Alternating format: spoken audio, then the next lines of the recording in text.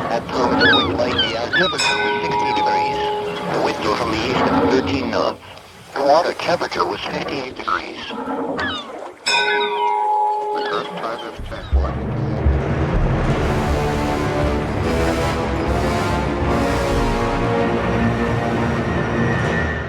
Remembering Jaws and the Orca, with Nigel Humphreys and Marty Milner.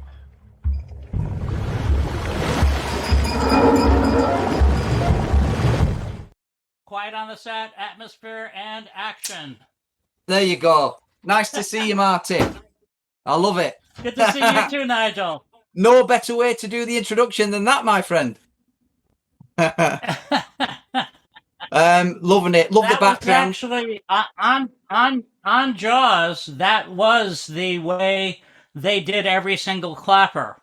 It was quiet on the set, atmosphere, action, and film. Great stuff. So those were the actual commands they used for the clapper. Even though you just said it after all these years, I'm sure that just that little statement then brought back memories, Marty. Yeah.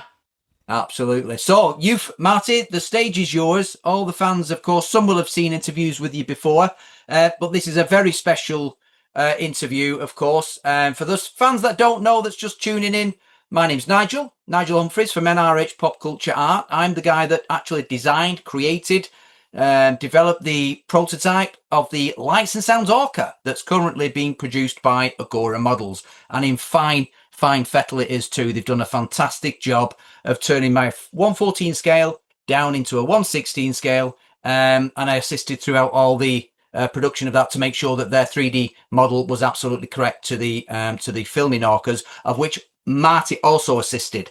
We interrelated very closely in with Marty while I was making this prototype. And I was just going to say now, after all the hard work, thank you for all your input, your knowledge, your experience, and your memories in allowing me to actually manufacture the actual larger 114 scale. It was a pleasure working with you throughout the process as well, Marty. So thank you for your assistance and your observations throughout, my friend. No, it was fun working with you. It's a pleasure to work with somebody who's detail oriented. Thank you. You brought a really appropriate focus to making the model highly detailed and accurate. So it was really a pleasure to work with you because you were trying to do every little thing correct. And yes. that's the way to do it. Yeah. I'm sure you must have appreciated that from your days on set and inside the ORCA and outside the ORCA, for sure. Yeah. Absolutely. Yeah. So, Marty, please, kind sir, if you can take us back to the very moment that I tell you what, let the fans know just a little bit of what happened before you got to that beautiful Martha's Vineyard. Okay. Prior to moving to Martha's Vineyard, I was in college, and me and a few other friends of mine went down to the island to work for the summer, which is what happens on Martha's Vineyard. And people show up. There's no place for people to live where anybody can afford to rent. So they usually end up camping out. Back then, they did. Wow. So there are several campgrounds on the island, and I happen to live at one of them.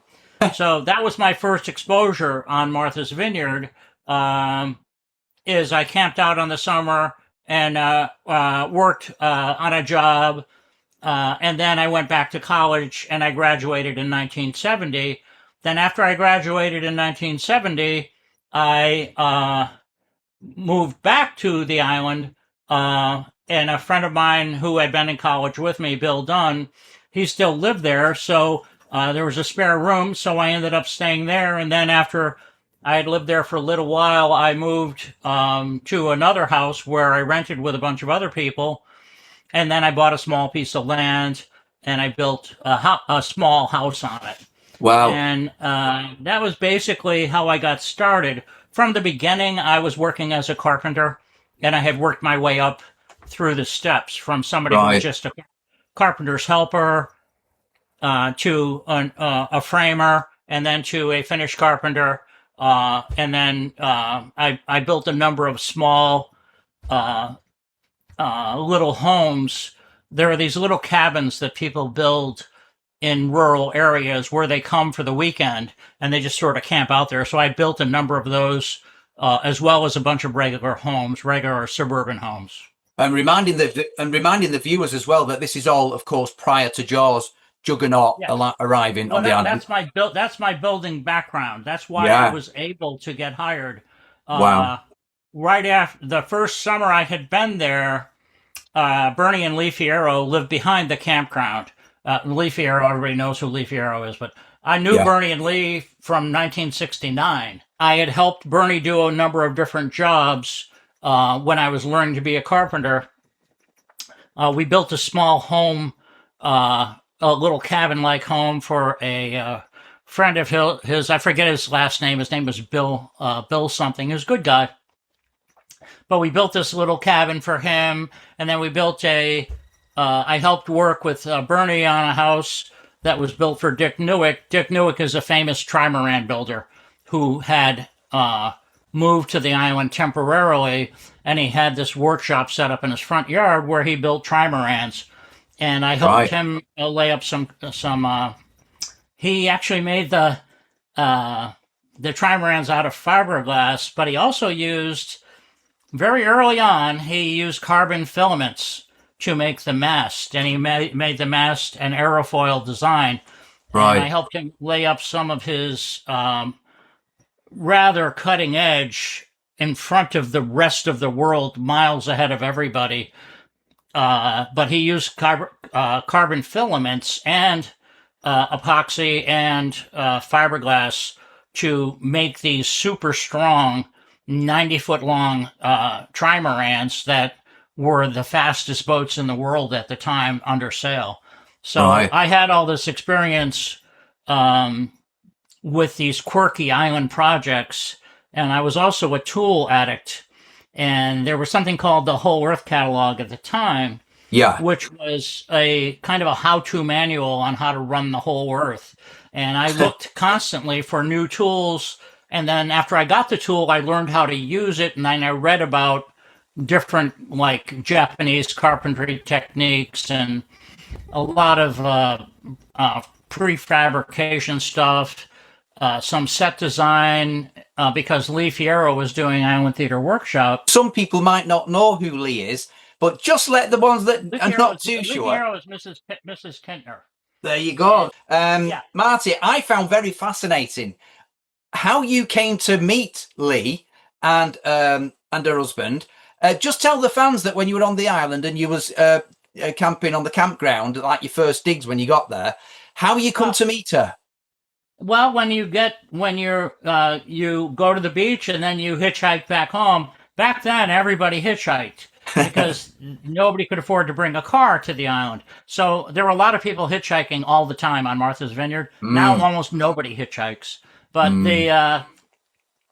I would hitchhike back to the campground, and Lee and Bernie lived behind the campground, so they would pick me up when they saw me, and I'd have a little chat with them, and then I got to be friends with them.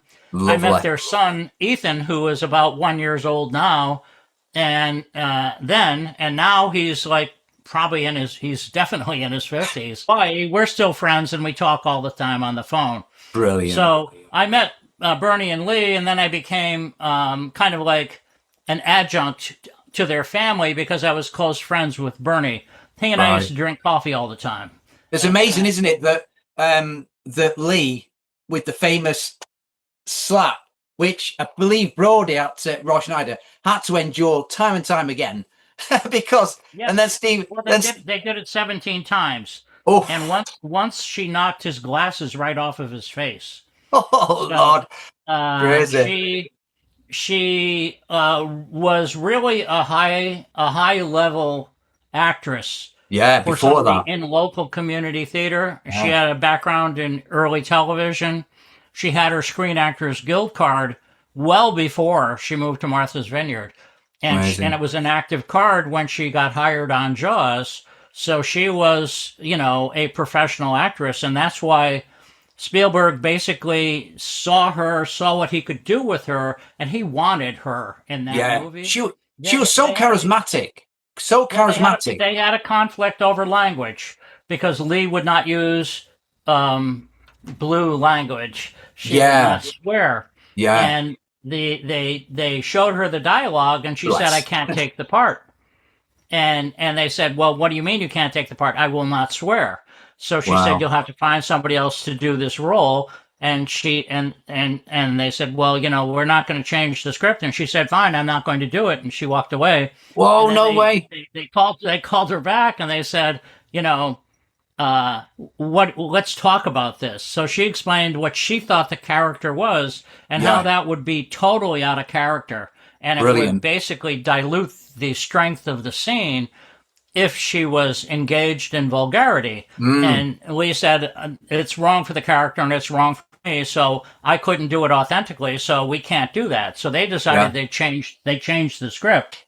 Just imagine, Marty, that she wasn't so insistent, because in the film, in that scene, she comes across so decent and so kind and so obviously bereaved. She was just brilliant in that scene, but because she wanted to be so clean and so pure, that comes across, because in the scene, that old gentleman, her husband, in the background, they both seem a very nice pair of people, don't they, in that scene? Well, you see, on Martha's Vineyard, there are people who are highly refined that come from the upper levels of society.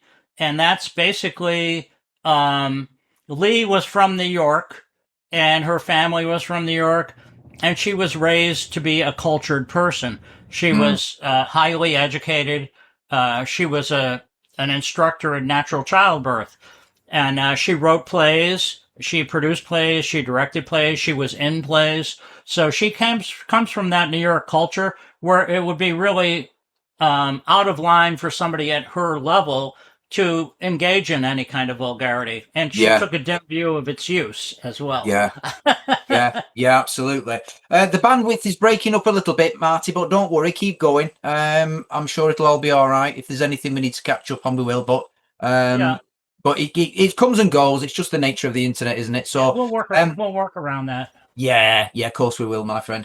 So Marty, can I just take you back a little bit, because I know the fans will be wanting questions, because you know how inquisitive I am about things that I want to ask, things that other people don't normally ask, and I just want to go back a little bit because I love camping myself, and I'm just so intrigued that you went to Martha's Vineyard as a young man and you took your chances, and so much so that you were so interested in finding work that you were prepared to camp in a woodland.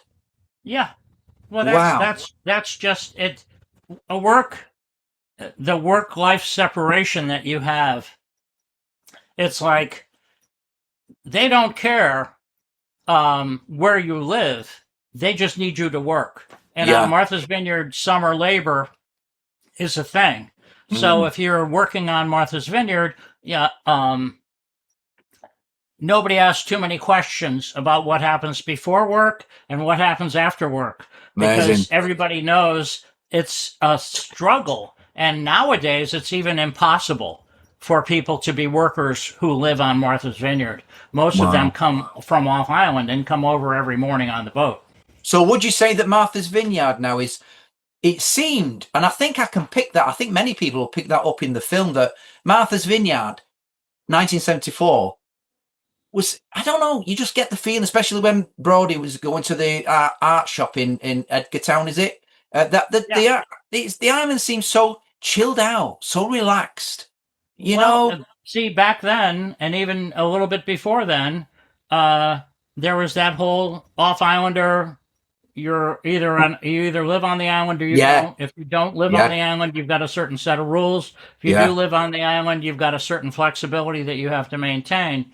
And that whole, there's like two separate levels of existence, and now it's even more spread apart. There's even a bigger chasm between the two levels, because there are the people who have bought homes from workers on the island and turned them into fairly fancy residences and homes, and then one or two people who sold their homes, they leave the island. So now on Martha's Vineyard, there are very few people who live there who actually work there and earn a living. And then there's a lot of people who that's their second, third, or fourth, or fifth home. And they basically come there they might rent it out for the summer. They might rent it out for a month. They might rent it out for a week.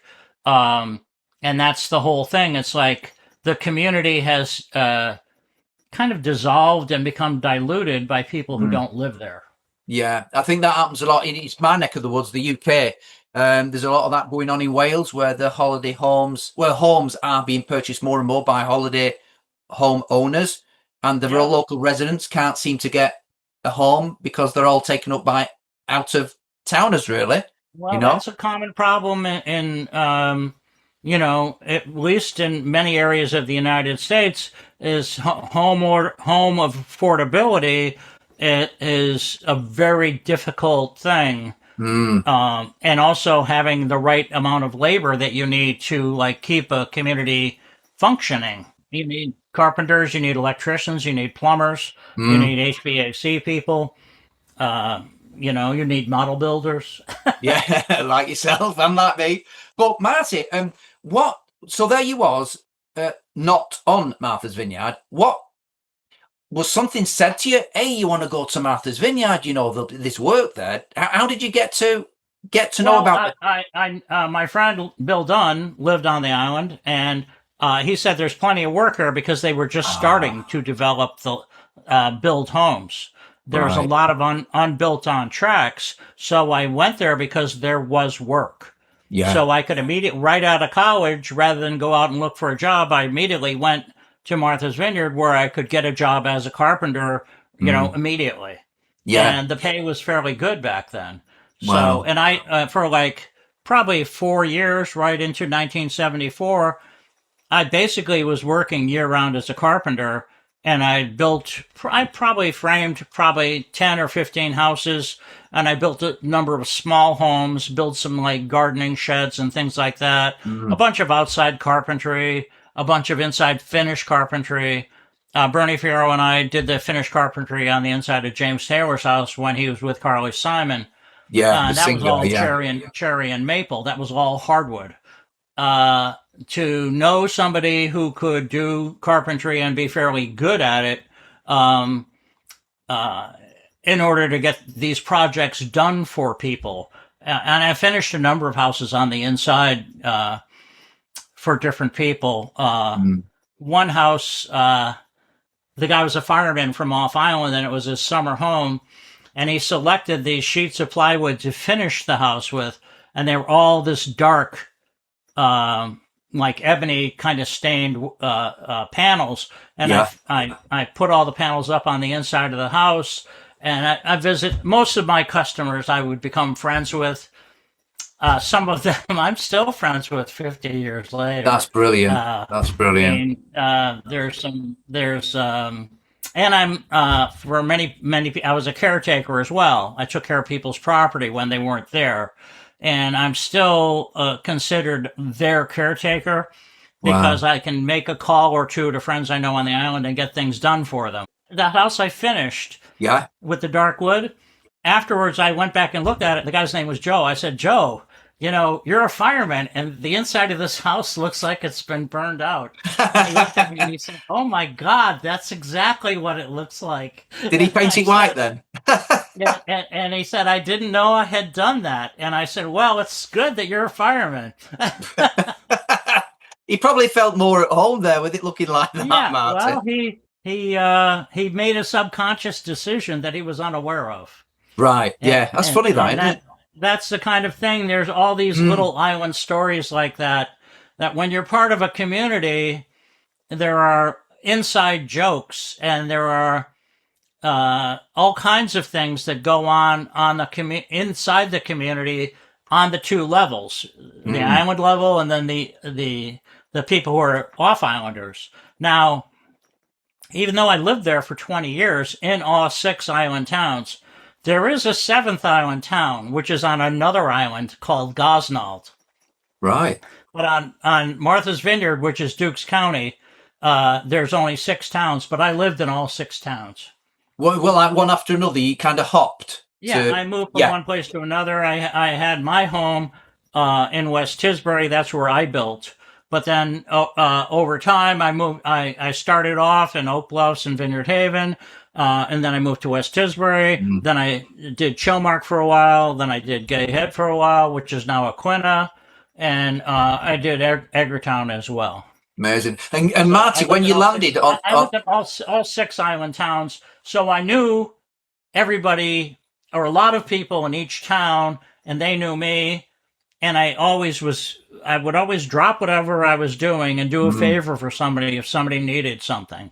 Right. So it was like people used to always say, like, try to call Marty Milner. He might not know how to fix it, but he'll figure it out.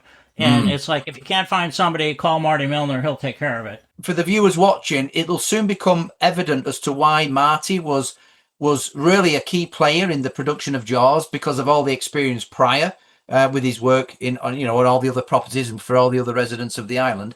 So Marty, but when you went to stay temporarily at the and you was camping for digs, what was the crowd of other campers that were all looking for work there at that time? Were they all a good bunch while you were camping out? It was just a bunch of goofy college kids. There are a lot of young ladies who were waitresses and cooks and servers, and there were a lot of carpenters. There were a lot of laborers. There were just a lot of different kinds of people, and they were all camped out. There probably were somewhere between probably 50 and 100 campsites in the campground. Wow, that's amazing. So and would they? I don't think they would be allowed to do that now, would they? People now? No, there's most of the campgrounds got sold because they had raw land that was available to be built on. So who wants to go around collecting a handful of dollars and instead of getting a chunk of money? So I think there's only one campground left on the island. Crazy that, isn't it? And it's very small. Wow. So times have changed. I mean, so I am right. The vibration I get off Martha's Vineyard, Amity, in the film does definitely come across like that hippie style, chilled out. Like Chrissy Watkins, the groupies on the beach with the beach fire at the beginning of Jaws, kind of puts me in mind of the camp environment that where you were in, when you was rough camping. So you got your own... the weekend night bonfire on the beach, that used to be a thing. Right. And people would have these fires on the beach. Now it's illegal to have a fire on the beach. Did you attend? There's something called the New England clam bake, where you dig a big pit in the beach. Yeah. You line the bottom with stones. You build a fire in it. Then you put more stones on top of the fire. Then you cover that with seaweed. Then you layer lobsters, clams, quahogs, fish, more seaweed, cover that with a tarp, and then cover that with sand, and you leave it for 2 or 3 hours. And then you dig it up, and then everybody eats out of this, for lack of a better word, a midden. Wow. If you know so that's great. Did you attend them, Marty? Did you attend those? Did you attend them? I did go to those, but I rarely participated because I'm a vegetarian and I don't eat meat or fish. Right. So you had a good warm then. I go to them because they were parties. Yeah. And sometimes I would help dig the hole and help dig it out. But knowing how to make a New England clam bake on the beach that's kind of a forgotten skill. It's a lot of work, and it takes a lot of time. So it's just a different thing. It's one of those little pieces of lore that has slipped away. Yeah, what a shame, Marty. I could really picture that, and it kind of gives me the vibes of the early campfire at the beginning of Jaws. I can kind of see that campfire at the beginning of Jaws. In all likelihood, in a fictitious world, they had a clam bake going on. Yeah. And they were going to dig it out later. They had the coolers full of beer. They were waiting for the third hour so they could dig it out. And then once you peel the tarp off the top of it, it smells of lobster It smells of quahog. It Beautiful. smells of seaweed. And it's just Wonderful. this really, it's an eating experience Mm. that very few people have ever had. God, I could just go to one of those now. Well, and that's what was that could have been what was happening in the opening scene in Jaws, Yeah. because that's a typical night, and that was also a typical night a lot of times during the making of the movie.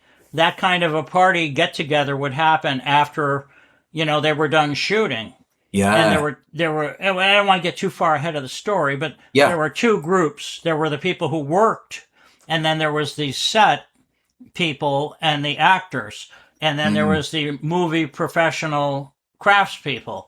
And there would be a number of different parties, but sometimes those 4 or 5 groups didn't have anything to do with each other. Right. And that was just a social thing. It's like Rick Dreyfuss and Roy Scheider and Steven Spielberg, they're not going to go hang around with a bunch of carpenters. They was always in the log cabin, weren't they? Weren't they always in the log cabin, more or less?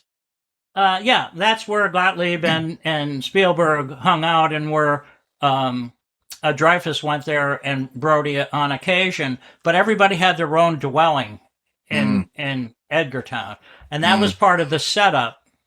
That was one of the reasons that I got hired. When I was selected for the movie, like I was basically, the Vineyard Gazette got put together. It was a weekly newspaper. Got finished on Thursday night. When they put when they hit the print button on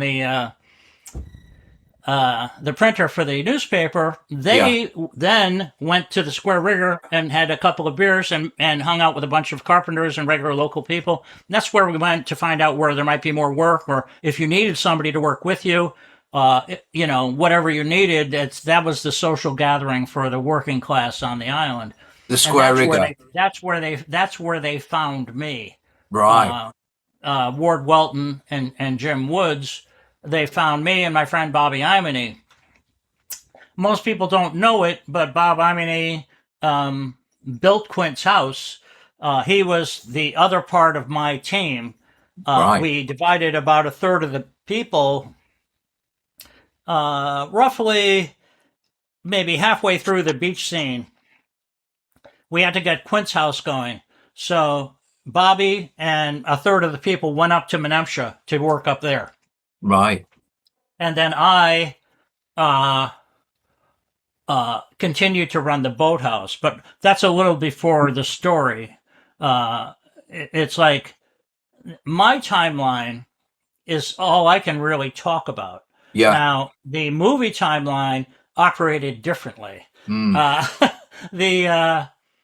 I was hired in March at that bar Ward Welton started talking carpentry, and I could answer the questions. And I also had a truck full of tools that I had acquired. And I could do almost anything. I could drive to anywhere on the island with my truckload of tools and do whatever had to be done. And Marty, can I just take you back a little bit for the listeners? Thank you. This Square Rigger, it was.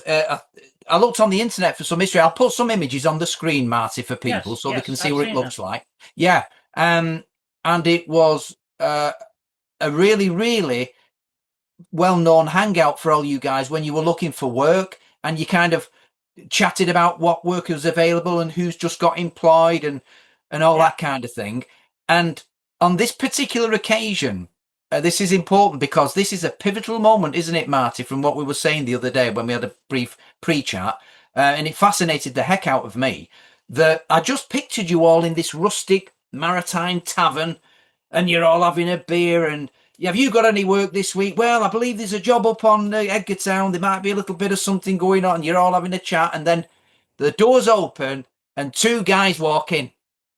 And what happened is they started walking around talking to people, and people kept pointing over at me. This is fascinating. So eventually they walked up to me and they said, we understand you know about carpentry. and we're looking to hire someone. Can you tell us a little bit about who you are and what you know? So I started talking tools, and they started talking set construction, and I said I know set construction because I work with the local island theater people making scrims and backdrops and painting them and stuff like that. So they said, okay, that's good. What do you know about prefabrication? Well, there are all these people on Martha's Vineyard which are called local island geniuses, and one of them was Milton Wend. And Milton Wend was very famous for a lot of different things, but he knew a lot about prefabrication, and I had spent a lot of time hanging out with Milton. Of course, I used to hang out with a lot of people who are really famous people, right, in little niches of genius. And Milton was one of those people that was really into prefabricated homes. And we talked about how prefabrication might be the way to make more homes available on Martha's Vineyard at a lower cost so people could afford to do that. So that was a common conversation back then. So I added that conversation to the conversation I was having with Ward. And Ward realized this is not a perfect fit, but this is better than anything else I could probably get. Taking what I've already said about the community of Martha's Vineyard, Ward and Steven Spielberg had to staff this movie. They had to find residences for the electricians, for the gaffers, for the grips, for the sound technicians, for the camera people, for everybody who was involved in that. And that, by the time they were done getting those accommodations lined up for a certain period of time, that spent a lot of money. I can imagine. And what happened was that meant they couldn't bring your basic carpenters from Hollywood to be laborers because there would be no place that they could afford to stay. So they had to do the local hire thing. This is a different set of pressures than most Hollywood people ever require because they don't have to hire local hire people. They're supposed to hire union carpenters, and union laborers. But because they couldn't afford it, they kind of got a bypass on that, and they decided they would do the local hire thing. But they needed somebody to be the foreman of the local hires who could help them hire people so they wouldn't have the wrong people on board. And that guy was me. So that's how I got that job. I got the job because of the cost of being on Martha's Vineyard and not being able to hire local laborers and putting me in that position. And then after we were done with that conversation, and I had, I don't need credentials. I got a truck full of tools and I know how to use them. It's that's not the discussion. The discussion is, we got to put this movie together and we don't know exactly how we're going to do this. But we need somebody who's flexible enough and understands at least the language and has some tools so that they would at least have some commonality of purpose. So that was the end of that conversation. They said, can we count on you? And I said, I'll shake your hand on it, but I need to know that I can count on you. This is a handshake agreement. You're either somebody that I can believe or somebody who I can't believe. And I said, okay, let's shake on it. So Ward and I shook on it. A month or so later, he called me and said, come down to Norton and Ectorbrooke's boathouse in Eggertown. We're going to start hiring and we need to know who to hire and who not to hire. So a lot of the people showed up. Many, I would say, I knew probably 80% of them on a first name basis. So that went quickly. And then Ward and Joe Alves started talking. Joe had an incomplete storyboard. It was complete, but there were gaps. They weren't sure what was going to happen in certain things because the script wasn't actually written. So is this the boathouse where you ended up doing the sharks and the orcas and everything? The boathouse is a gigantic boathouse. It's actually 3 stories tall, but it's only the 2 stories on the first 2 stories are completely open. So you can pull a big boat right inside one bay and right inside the other bay. and you can put 2 boats in there. And then there's another 3rd story up above, which is where we stored the sharks. Yeah. So we did all the construction inside the boathouse and in the side yard. That's where we built the beach scene. So we started with the cabanas based on Joe's drawings and Ward's choice and my suggestion of what we could do with materials. And then we started having materials delivered, and then we got the people all working in different areas. The cabanas are 2x3s ripped in half and then studded up 16 inches on center, covered with a piece of masonite, wrong side, backside out, because the backside of masonite is textured and it looks just like canvas. So we made the 4 sides and with the rippled side out, and they could be put together and taken back just like the regular walls of a house. And then the cabana top are ribs of 3/4 inch plywood cut in an arc, so it looks like drooping canvas. Yeah, I know. Yeah, it's very, very good effect. They come together on a flagpole. Yeah. So that the ribs come together, and the 4 sides sweep down, and then on the outside of that roof, at the top of the wall, and the outside rib of the roof is actually crown molding, and it creates a good shadow line, which is one of the things that Ward's always looking for. We painted that kind of orange sherbet color with white stripes, and we made a template for doing that, so we could spray all the walls. And then there was also a door in one corner, and there, if I remember correctly, there was a numeral on the face of the cabana, and I think it was 1 through 8, but I think we had 4 other ones extra in case any of those got damaged. So I think we may have had 12, but only 8 of them were numbered, but I might be wrong on that count. But I think that's what it was. And they each had their stupid little flagpole with the little plastic flag on the top. And they look so convincing, though, Marty. They look so convincing on screen. Well, yeah, they did. We stood them up. I made one prototype, and we looked at it. We put it up level, square, and plumb. We looked at it. We painted it. We tried the little door. We figured it out. We went out to the beach. We figured out how it could work there.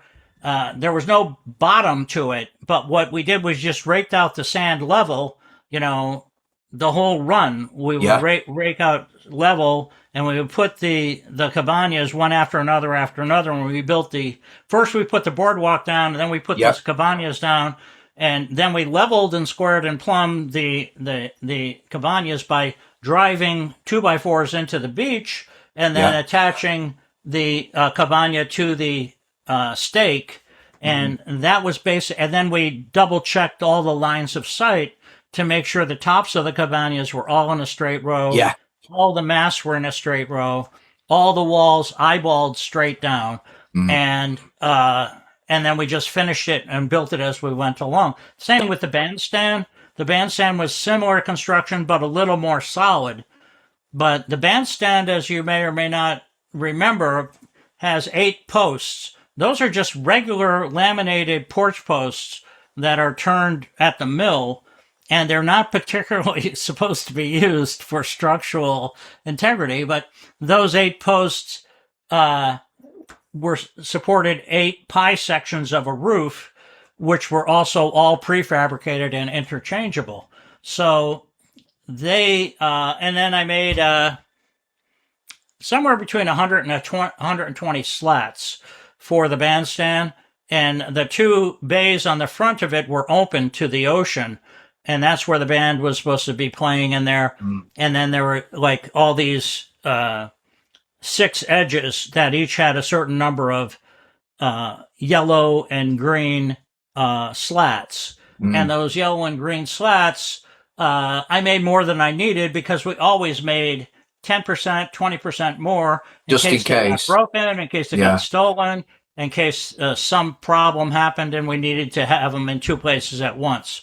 So, Marty, you were saying that the roof was really quite dangerous, quite risky, wasn't it? yes, it was. Each of those pie sections was, number one, they were shingled.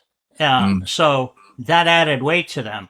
And they had to be joined together so that the piece would come together like that, Yeah. like an octagonal shape. And essentially those were resting on top of the A post. Now nothing was there to keep the twisting action. Wow. So what I did is That's I crazy. attached a bunch of secret plywood gussets to different areas so that nothing could move. After we put up one section, I had all these small gussets that I had cut, and I would just attach those. We used 10-penny staging nails, which are a double-headed nail. It's used in the it's used to build staging when you need to take staging, put staging up and knock it back down again. But it's used a lot in the theater craft business because you can nail it together and then pull it apart easily because the head is always sticking up. So Right. it's a double-headed 10-penny nail. Yes. Which gives you full penetration of two 2x4s. So Right. you can pull two 2x4s together using a 10-penny staging nail, or you can use the 10-penny staging nails to attach plywood gussets, where if you have to take it down and put it back up again, you can do that easily with the double-headed nails. So when we put up the beach scene, you see, everything was happening. You in your mind, you see Jaws as a linear set piece. Yes. The construction side is not a linear set piece. We were building the beach scene with all those, the hot dog stand, the arcade, the bandstand, the boardwalk. I think there was one other building. I forget what it was called, but there was enough so that it looked like a typical resort community beach Yeah. scene. And it worked So a we treat. were building that. Yeah, we were building that, and then they delivered the ORCA, which was then called the Warlock. So they delivered the Warlock, and Joe Alves shows up, and he starts telling Ward and me how he wants the boat remanufactured. So we gut Very the boat, tear the guts out of the front of it, and take the mast off, and change a few Marty, things. when you was doing all this work on the ORCA, where was she? When it was the Warlock, where was the Warlock? Was it brought into the boathouse? It was directly to the left of the boathouse, Right. on a boat frame. So that's where we were working on the Warlock. So we were working on the beach scene. We were working on the Warlock. When we got the Warlock finished, so that it met Joe's specifications, Joe and Ward. Ward was a painter. He helped Joe with the colors. He formulated the colors. And the whole time we were spraying the beach scene brand new so that it would look brand new. We didn't age it until just before we assembled it out on State Beach. And then we re-aged it again out there for continuity reasons. So, Marty, can I just ask you, with the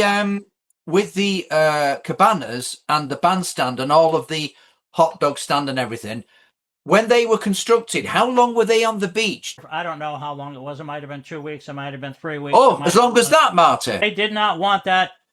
They didn't want that beach taken up for the rest of the whole summer. Wow. We had to build it prefabbed in Edgartown. They finished the politics. Whoever got what to agree with that deal. Yeah. That was a big conversation, and then we took what we had assembled in Edgartown. Yeah. Took it apart, took it to the beach, put it back together again. Did a continuity check, did a last minute aging scrumble so that it looked aged in place where the rain would have hit from the overhang, where the sun was, all that stuff. Ward and I went over that, for 2 or 3 days, just touching up little shadow lines. And can we just say now, because I think it's a good point here about Wardy. Can you just say a little bit more about Ward Welton? What an amazing weathering artist he actually was, Marty. He basically selected the colors with Joe Alves. Ward personally mixed the colors. Amazing. And then we applied the colors so they looked brand new. And then he aged not only the piece, but he aged it in place according to where the shadow, like the sun aging that happens on the lower half of the building, underneath the eaves, underneath the rakes. That's where the sun line hits. So he added sun lines. He added extra shade where it needed to be darker, always with an eye towards making the set look believable, absolutely, and invisible to the eye. Yeah. Because the eye of the camera is going to be on the actors and on the atmosphere, not the individual piece, but the atmosphere. And an individual piece that sticks out breaks the atmosphere. Yeah. So Ward was really good for creating a palette that the actor could then step into and do his job. Yeah, I just want to say a few words from my perspective. Nice one, Marty. I fully got a drift of what you were saying there. But from my perspective, looking into Ward Welton quite a lot, just for the viewers of our interview, Marty, he was one of the best weathering. He was the guy that made the shark, because you learned this as well from him, didn't you, Marty? How to make the sharks look real and blooded around the gums and and at the same time we were doing the beach scene, we started building. We finished the layout of the ORCA, and then we started building an exact duplicate of it in Bay 1.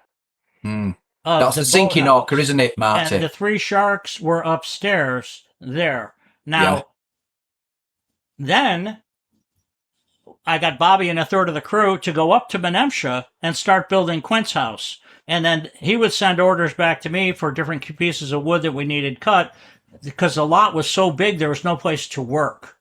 So I was loading the beach scene prefabbed, loading Quint's house prefabbed, and delivering all this stuff to, like, essentially the boat scene, the boathouse scene, the estate beach scene, and the Menemsha scene simultaneously. That's a lot of work, that, Marty, isn't it? That's a lot of set.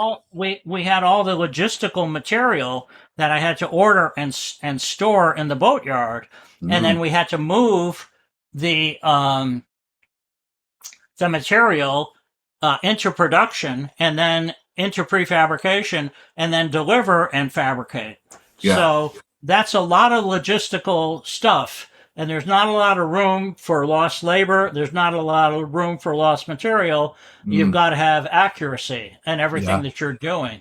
So pushing all that stuff out there, and then they shot the beach scene, and that took as long as it took for them to get it done. And hopefully none of the kids froze to death in the water, because it was pretty darn cold. And those are stories that the local kids still tell about how cold they were on the beach. They had their woolen blankets underneath their beach towel, and as soon as they were done shooting, they got that woolen blanket out and wrapped it up. And yet on screen, it looks such a lovely summer's day, doesn't it? You know? Yeah, but that's not on Martha's Vineyard. That day doesn't happen until the end of July. Amazing. The water's too cold until, like, mid-July. Well, they pulled it off. They pulled it off, didn't they, Marty? Marty, going back to the ORCA, the Warlock. So there you guys were. The Warlock has just arrived. I think it was purchased from Marblehead, wasn't it? In was it Nova Scotia? I believe it was it might have been a Nova Scotia lobsterman. I'm not sure. Yeah. So there it is. It's there now on the cradle, and you guys start ripping it to pieces. Yeah. you know. What's your memories of actually getting on and ripping the Warlock to bits with your hands? You know, what's the? It's like gutting the whole inside front cabin. It's like, this is never going to be used. It's going to be controlled, you know, with the downstairs steering wheel, and the engine is going to be there, and that's all they need. There's nothing is going to be shot in the front. We need to, they had to change the water line because they were altering the weight of the boat. That's They with the had to mast and add, everything. yeah, they Yeah. lowered the height of the mast, and they had to add ballast. So they rented a bunch of lead to put into the boat and layered it along the keel. Mm. And we were doing that, and we also added some bags of cement. And Wow. I remember doing that, and then we switched when it was at a certain point, and Ward got the go-ahead to start the second piece, the ORCA 2. Yeah. What we did was we painted the hull in motor oil, and we gave it 2 coats of motor oil, and then we stapled fiberglass cloth to the hull because it was a wooden hull. And we added crisscross layers of fiberglass cloth and rough fiberglass soaked in fiberglass gel, and attached that to the fiberglass that had been stapled to the outside of the hull. And that was laborious and took like a long time. And it was really a difficult job because you're covered in fiberglass. I had a pile of clothes at my house that was just like, I had to throw them away because there's no way you could wash them because Wow. That's stinky. It's a stinky material, isn't it, Marty, as well? Yeah. So we got that done, and it took, I believe, a day or 2 for that to set up. And then we took a pry bar and we peeled it from the hull, both sides of the hull, and peeled it off all the way to the bow. So we had these 2 exact molds of the Warlock. We carried those in, and each time we moved anything, we had anywhere from 1 or 2 guys to as many as 10 or 12 guys. And we moved them in. We ground all the staples off on the inside of it. And then we had built a platform inside the boathouse in the Bay 2 that was made out of 3/4-inch plywood on I believe they were 2x6s. They might have been 2x8s, probably just 2x6s for economy purposes. But we had this big platform that was probably 6 feet on each side, bigger than the actual boat, so we could work on the boat. And then we put these 2 halves there, and then we built the knees, which you can see in some pictures of these laminated plywood knees that we then attached the hull to.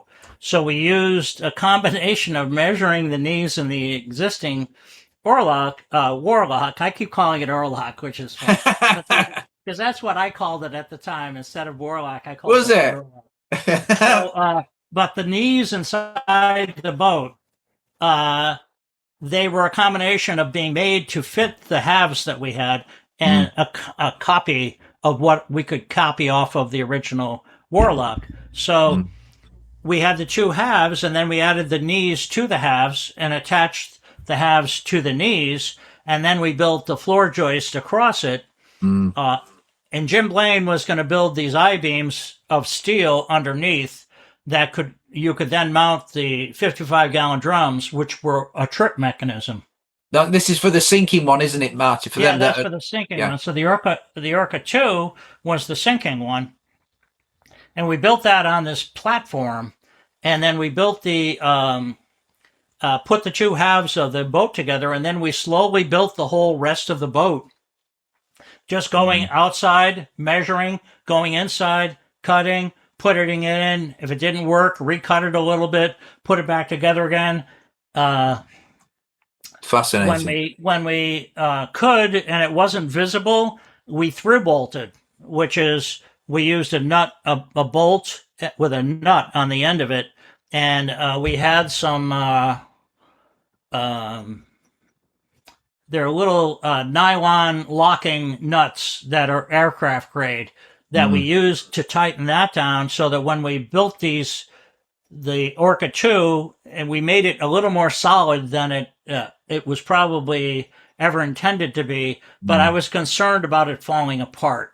Right. And also, I was kind of crazy because I used a lot of weldwood glue, which is a resorcinol glue, which isn't that flexible, but I used epoxy, I used resorcinol glue, and I used the yellow professional carpenter's glue. Wherever I could, I put glue, and wherever I put glue, I also tried to attach a plywood gusset so that the pieces of the ORCA would be held together with plywood. The boat that existed was almost a seaworthy craft. By the time we were done rebuilding it, it's not that seaworthy, and it wasn't that safe. So, and the copy we made was even less so. So I was trying to make the copy that I made as strong as possible, because the Ward told me they're going to be sinking this and bringing it back to life many times. And he said, do whatever you think is the best thing to do. And I, of course, overbuilt it because it's just as well, Marty. I like to use a lot of bolts, and I like to use a lot of glue. And the guys who I had working with me, there were a bunch of them, really good guys. Alan Albee and my friend Gino Mazzafaro, they did a lot of the finish, the finished building of the cabin. That was mostly Gino and Alan, and a couple of people assigned to each one of them to like copy and build and then take it inside and attach it. And then I would be like looking at everything and making sure that no corners were cut, because we couldn't have part of it crack and become visible to the camera. So there was always construction continuity and visual continuity. And then when we had the duplicates made, we had the ORCA 1, which we had changed the capability of the boat to travel in the sea. Because when you look at it in the movie, it's like heeling and yawing and like it's traveling okay. But because of the height of the mast and the fact that we changed the water line and we added to the ballast, that boat, never really looked that stable. But it looked okay in the movie. It does. Yeah, absolutely. Believable. They made short clips of it traveling, because in any kind of heavy weather at all, that boat was all over the place. And the ORCA 2 wasn't even a boat. That was a floating contraption to mimic a sinking boat. So those two things were under construction while Bobby was building Quint's house, and while the beach scene was being put up and then taken down. Now, because we made the beach scene a prefabricated scene, we could take that down and then put it back up again in the fall if we wanted to go back and reshoot, but we would have to store it in Eggertown. So they were doing their thing, and I went out there any number of times to readjust things that had moved, either because of wind or because of people screwing around or whatever the problem was. And to be constantly working on all of those things, and then we had to get at least one of the sharks in a state of semi-readiness to be taken out to sea so they could see what was going on. So that had to happen too. And Ward did most of that. I started working on the sharks at the tail end of the beach scene, but I was busy doing a lot of carpentry. So the whole thing is like, you've got your storyboard with a linear trajectory of the story. You've got something that didn't exist in March, and it's coming to full fruition in May, June. And in probably by mid-June, we've got the beach scene active. We've got Quint's house almost built. We've got the sharks coming out with their problems. And we've got the story, which has evolved, and the script, which has evolved, and the storyboard, which has been moving around based on the weather and availability of what was built and what was not built. So at no point did I ever get caught unprepared for an emergency shoot, because they kept saying it costs $70,000 a day. We need to have this ready. You need to be ready tomorrow morning. And I'd always say, I'm ready today. Do you want me to take it out there and you can shoot tonight? Brilliant. Good organization, Marty. tomorrow morning will be fine.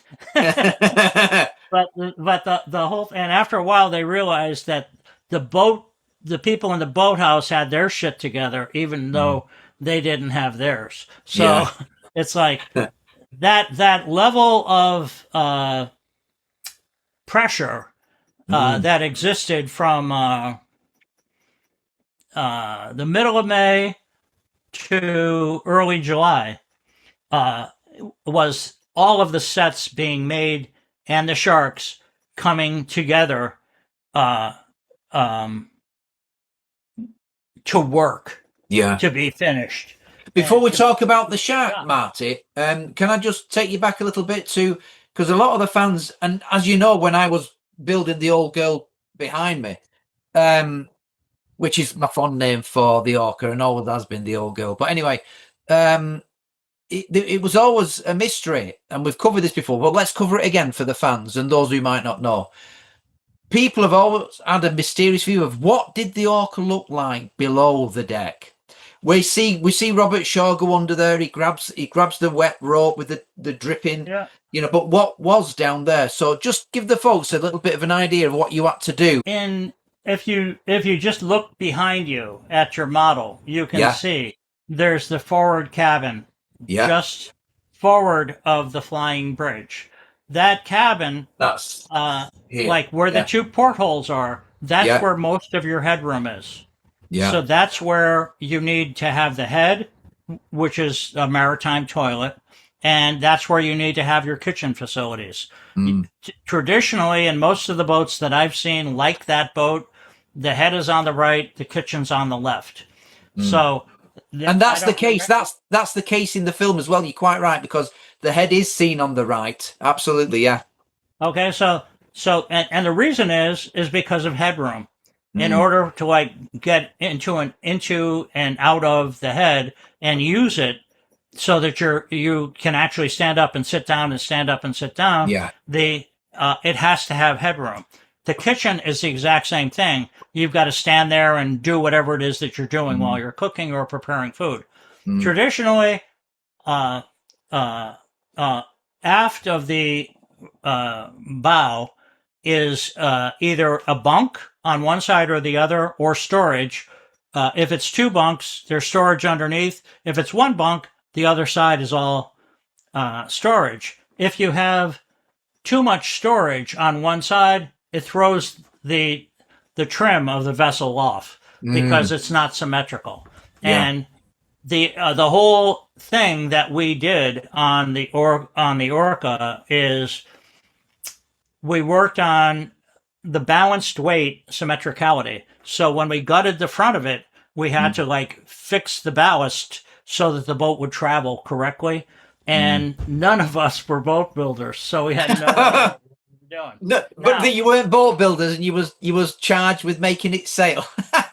But in terms of island connections, in the first bay of the boathouse, there was a 30-foot boat. 30 foot it's called a New York 30, and that boat was Bonsai. Bonsai had a black hull, and it was a beautiful old sailboat from prior to 1940, and it was owned by a friend of mine, John Hall, who I knew very well.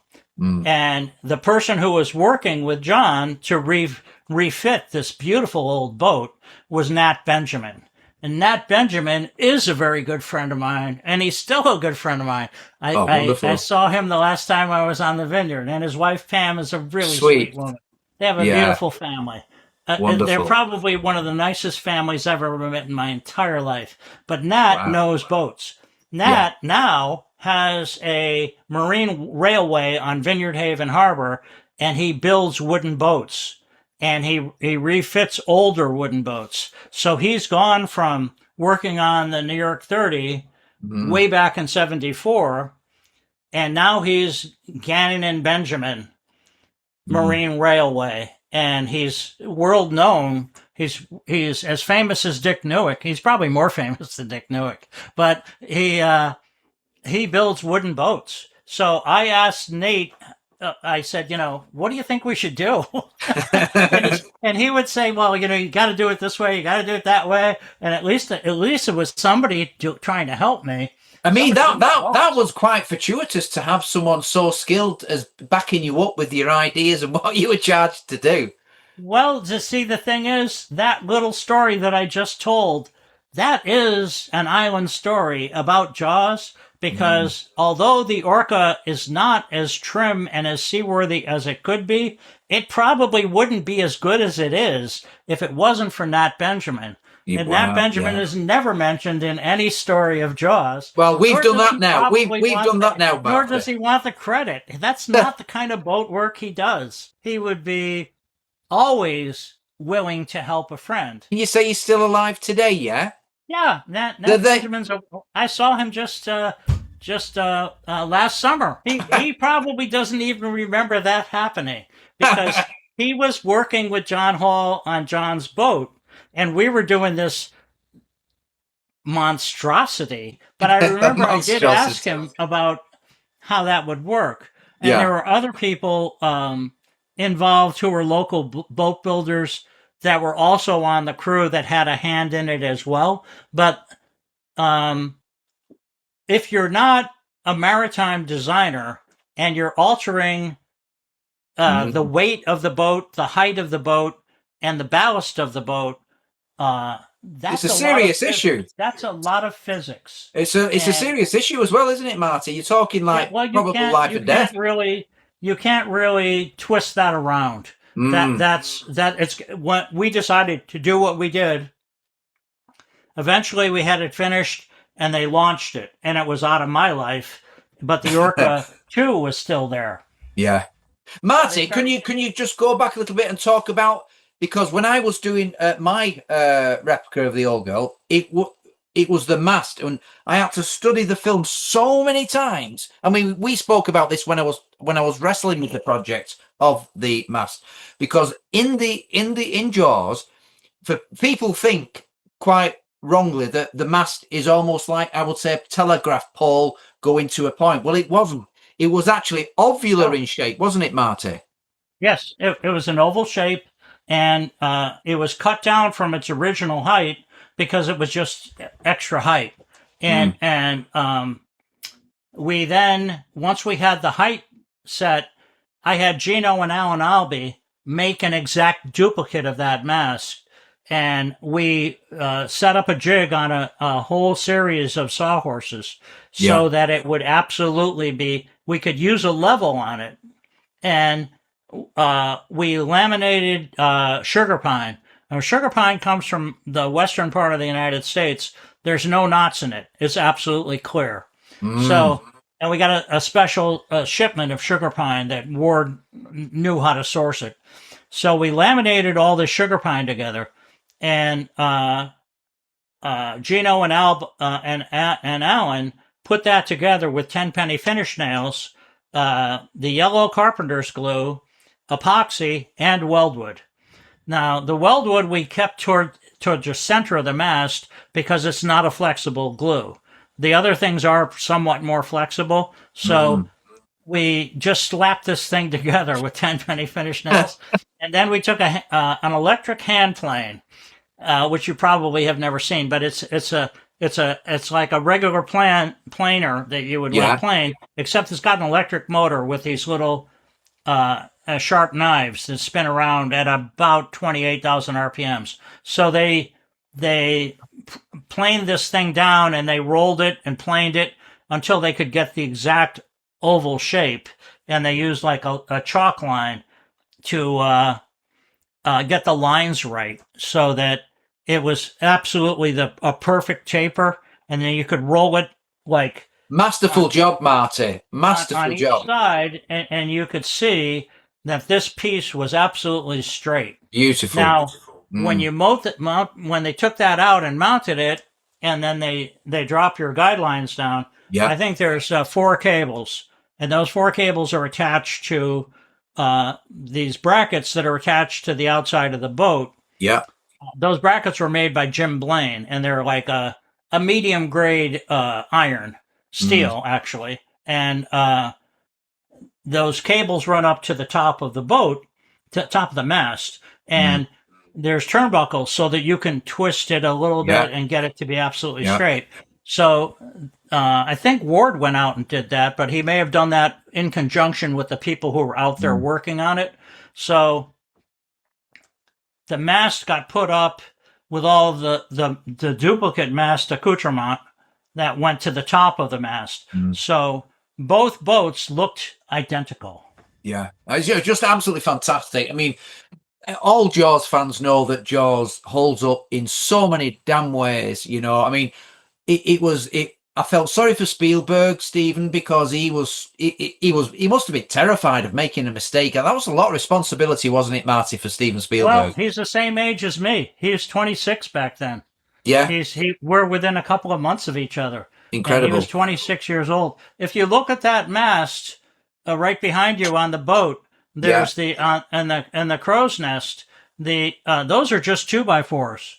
Is that all it was in reality? They're just ordinary stock 2x4s. Well, it held Robert Shaw's weight, didn't it? At the end of the day, you see people standing on it all the time. Nobody looks at it, but those are just 2x4s. Yeah, brilliant. And the hoops. Now, let's talk about the metalworker, because you're talking about those hoops, and the brackets. Those were all made by Jim Blaine. Jim Blaine. Just give a little bit of a background on Jim Blaine, Marty. Jim Blaine was a local blacksmith, and he did a lot of work in steel and like gate work and stuff like that. Travis was more of a finish guy. Travis Tuck was more of a finish metal worker. He made a lot of brass, a lot of copper, aluminum. I think he built the shark cage. See, Travis did like the meticulous stuff. Jim did the rough stuff, stuff that had to be engineered, like the I-beams underneath the ORCA 2 and the tripping barrels. That's all Jim Blaine. Wow. Now those round hoops that you stand in the crow's nest. Yeah. Those are made out of mild steel that was bent by Jim Blaine. And then it's covered in rope work. Who does all the roping for things like that and the pulpit? Was there anyone in particular that did the roping, Marty? There was one guy who was a master rope work guy, and he had an assistant. And they came in for like, I think a week or 10 days, and they did the ORCA and they did the ORCA 2. But they didn't do all of it. Now, on the muffler in the ORCA 2 and the ORCA 1, that's wrapped in asbestos cloth. And I know that because I'm the one who wrapped it. Good job, Marty. Good job.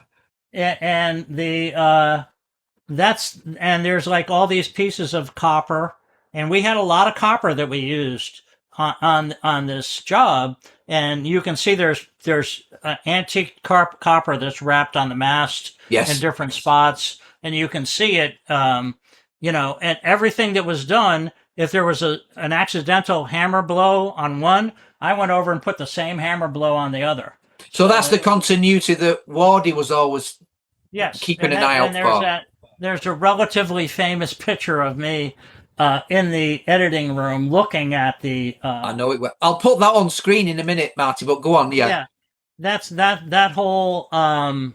the continuity, those are called the daily rushes. Yeah. And they would send the movie out to be developed, and then send it back in. That's Rick Fields. That's Verna Fields' son in that picture with me. And there's a couple of other people. I think one guy's Rusty. Is Verna Fields' son the one actually sat down doing in the editing, Marty? He did a lot. There's another guy back at side of you, isn't there, in that picture? There's another guy at side of you. Yeah, that's Rusty Wolf. I think he was a painter. Right. So but that continuity and looking at it in the actual editor, it's like, and then Ward would say, "Did you see anything that we need to fix?" Because Ward was flat out. I mean, that guy, he couldn't have weighed 130, 140 pounds. He was skinny as a rail, smoked all day long. He was a character, weren't he, Marty? He was. He could stick a cigarette in his ear and blow smoke out through his mouth. And I never knew how he did that. But He was a fun guy, and he was a good guy. He was a good man. I considered him to be, when we were halfway through, Ward and I were fast friends, and we became Great. friends even more towards the end of the movie. And then, we considered each other to be friends from then on. Yeah. It's like when you do that kind of high pressure execution, and you're part of a team. It would really take a serious breach of loyalty to not consider somebody like that a friend. Yeah. So, Do you know what, Marty? That's absolutely true. And I've got massive. I'm due to interview Dave, his son, soon. But anyway, I just want to say that with the ORCA, for the fans, that when I'd made this and I pitched the idea and the project to Universal Pictures, then from Universal Pictures, Marty, I went to the Black Tower on Universal Plaza. Then I approached Amblin through Steven Spielberg. In fact, I've got somewhere a copy of a big brochure with all the deluxe pictures of my ORCA directly to Steven Spielberg. I did get a call back. It was in his office. And what my concept was then is to get some recognition from Universal about my idea, which is 8 years old for the fans of Jaws and the ORCA. yeah. And 8 years old, Marty. This is not a fly by night thing for you. Oh no, no. I've only worked with you for a few years now. You've been slogging through the mud with this one for a while. Let me tell you, always, Marty, but always with the idea that I wanted the ORCA from Jaws for all the fans in their homes or wherever they ended up displaying it. And my idea from the beginning to the end until its realization as a production model by Agora Models was this model boat had to have the sound Richard Dreyfuss, Roy Schneider and Robert Shaw belting out of the model kit. For me, my ORCA must be a small model gushing the atmosphere of Jaws. And I wanted the full indie speech. I made that very clear to James from Agora Models. We cannot do clips of Robert Shaw. It has to be from beginning to end. No excuses, no compromises. You see, that is, it's part of the morphogenetic resonance of the entire step back to the men in the water on the Indianapolis, and then going forward to Brenchley, and then going forward to Spielberg, and then going from you for the 8-year journey that you've been on to go from nothing to the model is finished and it's now going out in pieces to hundreds of fans around the world. Yeah. It's like you took something that did not exist and you made it happen. The only way you can do that is with an iron hand. You might have a velvet glove, like Ward was the iron hand, I was the velvet glove. It's like in order for you to have achieved what you achieved, that's an act of creative magic. And it would not have happened. Nobody else was able to achieve what you did. It's like nobody was able to achieve what Spielberg did. And he didn't even know he was doing it while he was doing it. And he did a similar thing in parallel, but within the same morphic resonance of the original Spielberg and the original Benchley and the original wreck of the Indianapolis and all the lore that comes with it. You have your own little side craft, which you have executed to the best of your, rather precise personality, and the fans are loving it, and that is going to be part of other things that people do in the future, because the Jaws, the emotional strength of the movie and the book, but it's the movie. The emotional strength of the actual movie is going to carry forward into the future. It's going to inspire other projects. It's like even that play that Ian Shaw did. Yeah, The Shack is Broken. That whole thing is like there are all these offshoots of creative people that are tapping into that morphic resonant field that you tapped into. And whether they are fully successful or not, isn't really that important. But what's important is that if somebody wants to do something creatively, And I talk to people all the time about creativity because I know a lot of poets, I know painters, I know a lot of writers.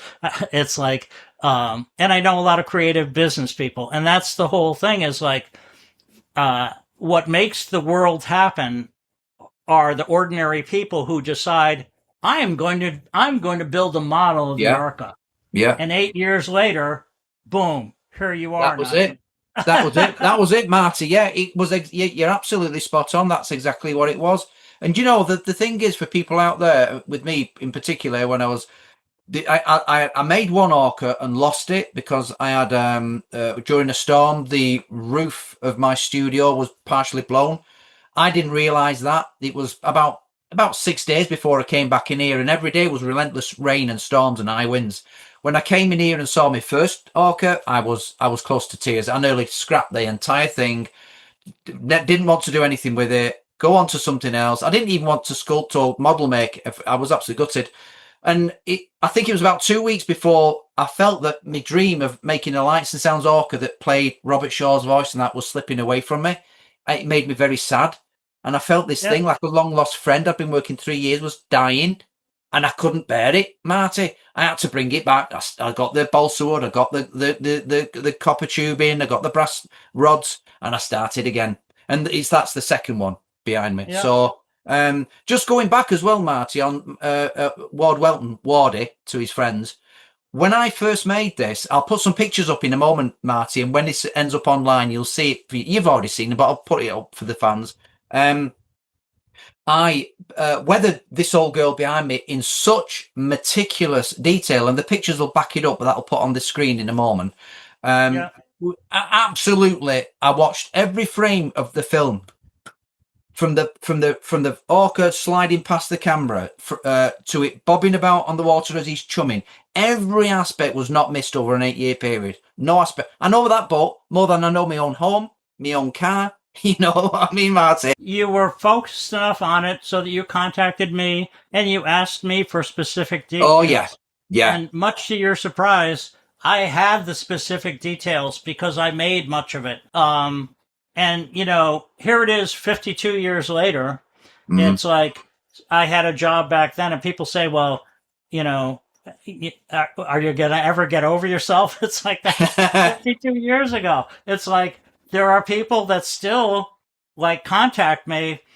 Some kid from Spain, you know, sent me a picture that he wanted to have autographed, which I was happy to do. That's lovely. Like, yeah. And there's people in Ukraine. There are people in, as you know, there are people in the United Kingdom. And, it's like this movie, it's just like Casablanca, which is another classic film that lives in people's hearts. It's like Jaws is in one of the top 100 movies. I believe it's maybe even in the top 10 of those 100 movies. Definitely. Of the greatest American movies ever made. Absolutely. So yeah. The questions that people have, for a while anyway, a while longer, they'll still have the first-hand answers if they want them. yeah, absolutely. No, you've been absolutely fantastic, Marty.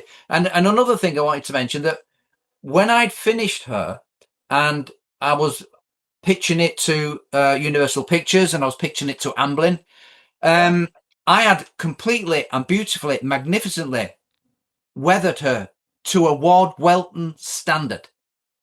But the thing is, when AGORA Models were interested, the long chat I had, people find this interesting with James Franks, the CEO, who's a great guy, very, very, very approachable. He said, well, Nigel, I've got a problem. We won't be able to weather it like you because we, on a manufacturing basis, we will not be able to replicate that on every single piece of model. Yeah. So he said, what do you think about if we just have its basic colours? I said, well, absolutely yes, because I've got images, and I'll put those up now, that when the ORCA, as you well know, Marty, I mean, I'm talking for the audience because you already know all this, but for the ORCA, when she was actually finished, and she was just before Ward Welton started his magic with yourselves and all the crew to weather her like she'd been in the sea for years and years and years, she was actually painted her fundamental basic colours, or the undercolours, which is exactly what you see there. And she Yes. looked brand new alongside Quint's shack. She looked brand new. The pictures will prove it, that I'll put on here in a minute. Yeah. So I said to James, well, don't worry, because the ORCA looks exactly as mine, you want it to. So I said, I'll tell you what I'll do. And for the fans who are watching this, for all the Jaws fans, and for you, Marty, I don't know if I've ever told you this bit, but I made the heartbreaking decision that I had to paint over all my frigging weathering that it took months to get absolutely, because seriously, Marty, I had to paint it all. Oh, lordy. I'll put pictures on here and I'll show you in a minute. I had to paint it all away because I thought the project was so important and James was so interested in producing this model. I had to have him see it as it would look when he does it. Yes. And I had to forfeit all my passion of me weathering in order to do it exactly. And do you know something? The old girl now, just as you see her there, as well, looks exactly the same as the ORCA just before Ward Welton started to weather her. So all the fans out there who say, oh, it's not weathered, it was weathered in the film. No, it started exactly as it looks there. It's a captured moment in time. Yes. It's like this boat is ready.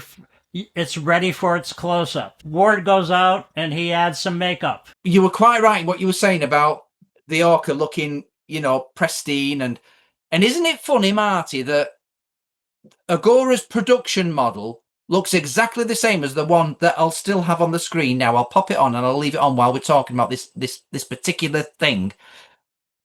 The one that James Franks of Agora Models is making is the model, as we've just said, before it was weathered. And isn't it strange that even the model now is being treated the same by fans as what was implemented upon it for the film, i.e., people have got it buying the model kit completely mint as she looked before Ward Welton started his magic. And they're doing the Ward Welton bit now, and they're modelling and weathering theirs, like Yes. Ward Welton did, to the original and immaculate version. But to your point, the ORCA in the side yard of the boatyard, Yeah. before it was launched in Egerton Harbor, when it was out at sea, when it was like in the final shots where the actual boat was used, and when the ORCA were used, that boat was in a constant state of repair. They both were. Really? And they never really looked the same in any given shot because they were That's only right. concerned with what the camera would pick up. So anybody who wants to say something about it not looking correct because of the weathering thing, my question to them would be exactly when are you talking about in the film? In the film, what part of the film? Yeah. Because the way it is when it's pre-weathered, that was ready for the close-up. Yeah. Ready for the makeup artist. And there were many shots taken where it had to be touched up, where like there was a scrape where it had to be repainted. It's like this is not a static movie. Those boats were put through hell. Yeah. And Steven Spielberg was dragged right along with a chain around his neck. This movie almost ended him. And he still like feels that way. But he loves the fact that he made this movie. Yeah. And Absolutely. He's really emotionally very proud of the fact that this movie was able to jumpstart his career, and it led to everything else. But the idea of what does the ORCA look like, I could tell you, the ORCA looks like a dozen different boats. Yeah, absolutely. And Marty, the with Steven Spielberg filming the scene just as Hooper is loading all his oceanography stuff aboard for his sonars and his and all his kit, and Robert Shaw makes fun of him. Is this a shark cage or a monkey cage? If people look at the ORCA there, that's exactly as she looks from Agora Models, and she's a slight because I'm a skilled weatherer, I know, and that's why I admire Ward Welton so much. He was always my kind of go-to guy for weathering mine, his techniques. And she starts off duck egg green with them. It's a mixture, and I took loads of sample tests. One paint after another paint, and I put it up to the boat. No, put it up to the 4K screen. No, that's not right. We ended up calling that seasick green. Seasick green. Really? Is that what you called it, Marty? Class. I like that. I didn't know that, you know. Oh, yeah. Seasick green. Brilliant. Well, yes, she is. And that's how she looks right at the beginning. And then when you go out to sea, and then she's bobbing around, and Robert Shaw's masterfully on his shark catching, what do they call it, the fighting chair, and he's looking all chilled out with his legs crossed, you know. Look at the color that she changes, and then she becomes more of a cream tone. Well, you see, the sun in New England on the open ocean is unforgiving, and so is the salt spray. And whatever color that boat may have been when it left Norton Esterbrook's boathouse changed a week later, changed 2 weeks later, changed like 60 days later. Yeah. It's like, you're talking salt spray, you're talking the baking New England sun. And that boat, that layer of green, whatever color you want to call it, pea soup, seasick, whatever you want to call it, the sun aged that color from the second it went out. That's what fans have to realize, who make the boat, or whether it's Agora's or... It's like that leaching out of the green so it becomes more creamy. Yes. That's like, if that movie had gone on much longer, we would have had to pull the boat and repaint the whole thing. Yeah, probably gone white. Then you would have had a continuity issue, but Ward would have fixed that. But the aging of the colors on the whole movie, that's the thing that drives Ward Welton crazy. Yeah, and then what he knows. I know shape. I know structure. I can spot the joints that are loose in the buildings that I made. I know when an angle is a little bit off. I can know when a rake is supposed to be cut at an angle and it's at a 90 instead. And like, I spot all the carpentry mistakes. Ward lives for color, so he was well aware of that shift in color. And I know Joe Wells is extremely a meticulous guy. He's a wonderful man. And I got to know him very well. And I saw him last summer at the 50th anniversary thing. We had a number of really good conversations. And he really is a meticulous guy. And he's very much into the precision of color. And I didn't talk about that issue with him because I didn't want to bring it up. But I'm sure he knows about it, and I knew about it too. And that's the whole thing. It's like, even something as simple as when they're filming the streets in Eggertown, there are some flowers that are in bloom, and then when they're not in bloom, you can't shoot the same street. Yeah, people don't realize, do they, how it's cutting edge all the time, isn't it, between a disaster in continuity and... It's like, when we got one of the happiest moments in that movie was we got a dead strike order on the beach scene. That means bash that thing down, get it in trunks, and get it to the dump. Really? It's like if it's called a fold and hold. When you fold and hold, you take it apart carefully. You store it. You gently ship it back to the boathouse, and you store it in the side yard. It's going to be reassembled. We did that with some of the cabanas, because the Chrissy Hand scene has cabanas in the distance. Those cabanas were taken apart and brought back to the boathouse and then reused for the beach scene. So it's like that's a fold and hold order. But when we get the dead strike, it means we're done. Yeah, we're absolutely break it up. Ever again. We're never revisiting this. Wow. Yeah. Gosh. I mean, where did all that stuff go? So, all right then, Marty, they smash all the cabanas up, and it's all the boardwalk. did it get dumped on the island? Did it have to get taken off the island to be dumped? That Or got taken straight to the dump. wow, Now I managed. I sent you the one picture of the slats from the bandstand that I used Yeah. on my pump house at my house, and I used those, and different other pieces got used by people. did you, You know, but most of it just went to the dump. Marty? Have you got anything from production that's dear to you that you might have, rightfully taken when if it was done with? Is there anything that still exists in your home that? Not really. I've got a couple of pieces of balsa wood from the breakaway sterns. But Oh, that's what you put on your cards. And I want to say Yeah. to people that are watching Yeah. this, Marty his artwork is so sweet. You sent me some, didn't you, Marty? Bless you. And his artwork is so sweet, and about his time making the film Jaws, that I'll put a link in the description to Marty's website, and please support Marty. Go and get a little set of these cards because they're absolutely delightful. And when Marty's not here on this planet anymore, you'll never get them again. So True. yeah, so get this opportunity, guys. Follow that link.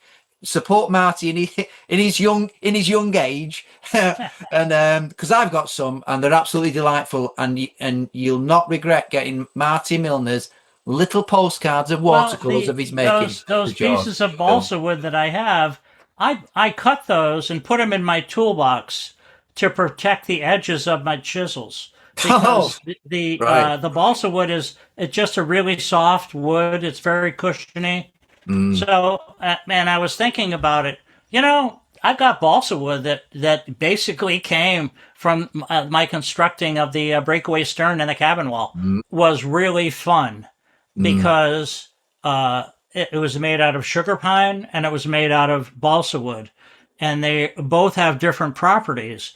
But I made them the same way. I didn't make them with nails. I put them together with clamps and glued them with resorcinol glue and also the yellow carpenter's glue.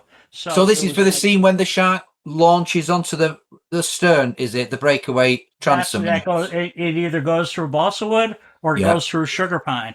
Brilliant. Both woods break differently, and they didn't know how it would look.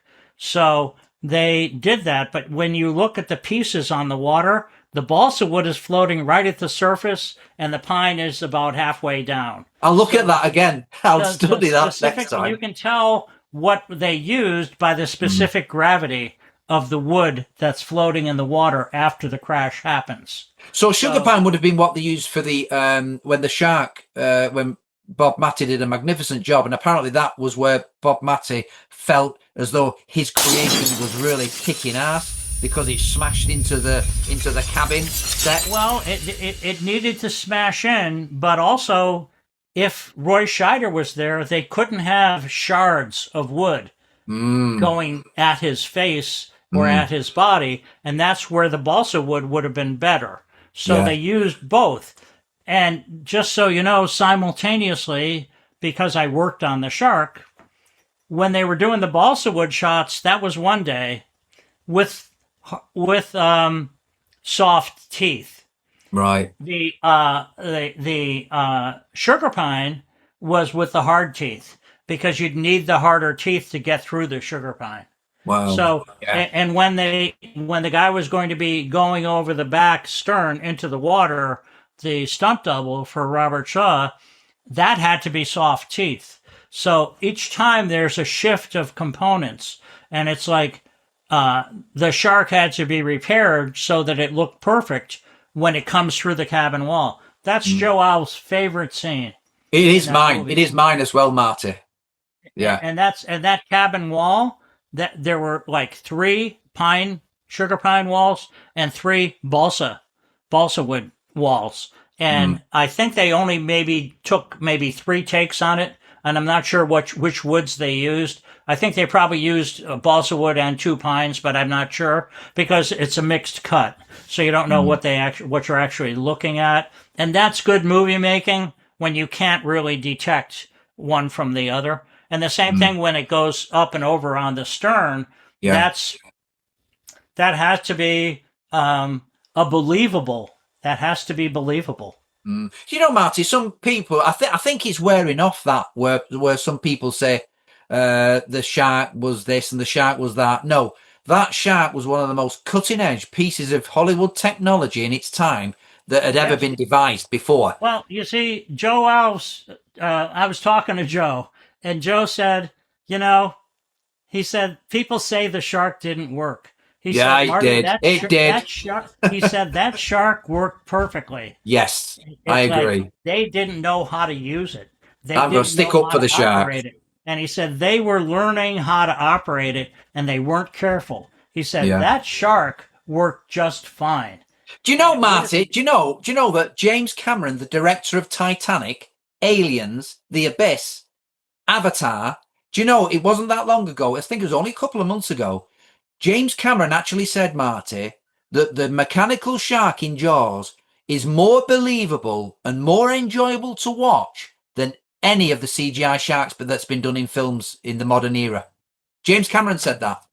Yeah, absolutely. And the thing is, if you look at a lot of the CGI stuff that comes out, and if there's a continuity, an effort at continuity, it's almost not noticeable. It's like one of my favorite movies is Gravity, which is all CGI, with Sandra Bullock. But the whole thing is like, you look at some of the CGI that's coming out of Hollywood now, and even coming out of China, it lacks continuity, and it immediately feels cartoonish. Yeah. And when you see something that's CGI that's cartoonish, they're not making that movie for adults. They're making it for kids. Yeah. And it's like, because adults can see that, and the whole writer's strike that they had, an actor's strike, where they wanted to get control of AI before they lost the right to their own image of their own face. Well, that's another problem, isn't it? Yeah, it is a problem. In fact, the next step down the line is quantum computing. And I'm going to a conference here in Tallahassee, a quantum computing conference, to see what's going on in terms of quantum computing, because they were talking just a little while ago that quantum computing wouldn't be ready for another 10 years. And they've already got quantum computers out there that are functioning. So this is an accelerating area of creativity, and wrapped up inside of all of that. Business can be ugly, and I'm very familiar with the ugliness of even making Jaws in terms of the ethical issues that are involved between different groups of people that are involved in a creative process. And I've written surveys in ethics in both the landscape nursery trade and in the coffee industry. But the next wave of problems that we're going to have is ethics in the AI and quantum computing area. Yeah, I think I agree with that, especially where the actors now are getting. We'll get back to Jaws in a minute, but I think it is important while we're on this topic, talking about effects in films, that a lot of the actors now are very concerned that, and it's happening. I've seen characters being used, portrayed, especially for Star Wars. Don't get me wrong, for you guys out there that are watching this, who are movie buffs that are making the kind of fake Star Wars films using AI, they're doing a fantastic job. I mean, I've seen some, I can't remember his name now. I'm sorry, I wish I could remember your name, but there's one particular guy who does Star Wars Muckle. It's his AI playtime of Star Wars. He admits he doesn't own Star Wars. He admits he's nothing to do with Lucas, but he does a great job. All that is good. It's like when it comes to that line of ethics, it's like even making Jaws, it's like we had ethical issues with the making of that movie at different points along the way. And there are many stories that I've never told that I never will tell. That, Marty, come on now. but there's like, every time there's money on the table and there are people involved, there are corners to be cut. There are things to be stolen. There are things to be borrowed that are against the will of somebody who's an actual owner. And there's like, every time business gets sloppy, you have to fall back on who are you ethically as a business person, as a creative artist, as whatever it is that you are. What are your ethics in terms of like, you're involved in this situation. What are you going to do that's the right thing to do? And when are you going to, it's like Lee Fierro. I will not use vulgar language. you can keep the role. Have a nice day. Yeah. It's like, Yeah. oh, did you Yeah. mean that? Yeah, I meant it. I'm walking away from the role. It's like Yeah. that is the voice. That is the voice of ethics, and that's what we all have to be at this point in history. We have to be more aware of ethics, not less. Yeah. Do you think my ethics have been? Do you think my ethics have been very good making the license sounds awful? I think you're top shelf, or I wouldn't have anything to do with you. And Yeah, I that's know the whole about thing. it. It's like Yeah. you can tell somebody who's on the right side of that issue and somebody who is on the wrong side. And that's the whole thing. Is like if you make something that people love and they know you're a good person and you did the right thing, it's like you asked for the rights correctly. You got the exact pieces that you wanted. You put it together the way you wanted it so that it looked exactly the way you thought it should be. Yeah. And it stands the test of inspection. That is ethical model making. That's an appreciate ethical that, Marty. creative process. And thank you. the people who do less than that, they throw some little piece of crap together and they just get merchandising rights and they don't really care about the movie. They don't really care about accuracy. That's a different thing. That's somebody earning a living. They got to feed their kids. I understand that. That's good. But the thing is, that's a different venue. What you've done is an entirely, it's a combination between reproduction, model making, and execution. And I think most of the people who have bought it are very happy with It seems to be that way, Marty. Yeah. Just as a one up on that, I think you've been monitoring it as well because obviously you've been involved in assisting me many times throughout. But I think even you'll agree that the fans now, I've never seen so much excitement and demand for a model as I've seen with this.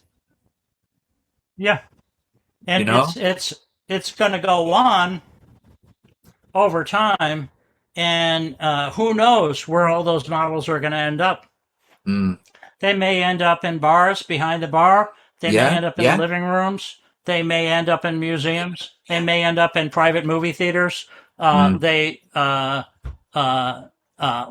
people go, like who have a sense of appreciation of cinematography, and there's only so many of those models that are available, and that's just the way it is. Marty, can I take you back a little bit now to? Can you let me know your first impressions of when you first saw the shark, and can you remember the day when you first physically looked at one of the mechanical sharks?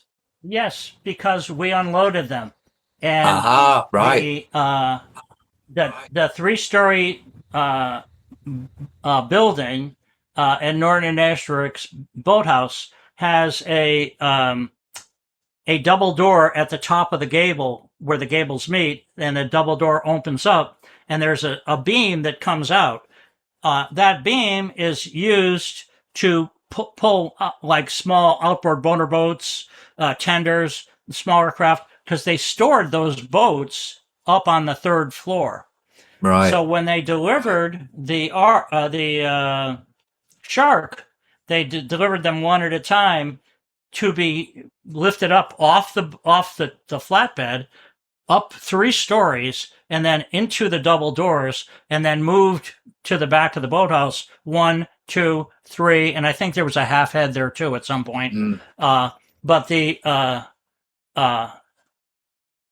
we had like 4 guy ropes on each side of the shark, and then the lift lifted the shark up and then slid it back into the boathouse, and we all like muscled this thing around, and we took delivery on them all and put them in there. And honestly, they didn't read as sharks, and they didn't read as being scary.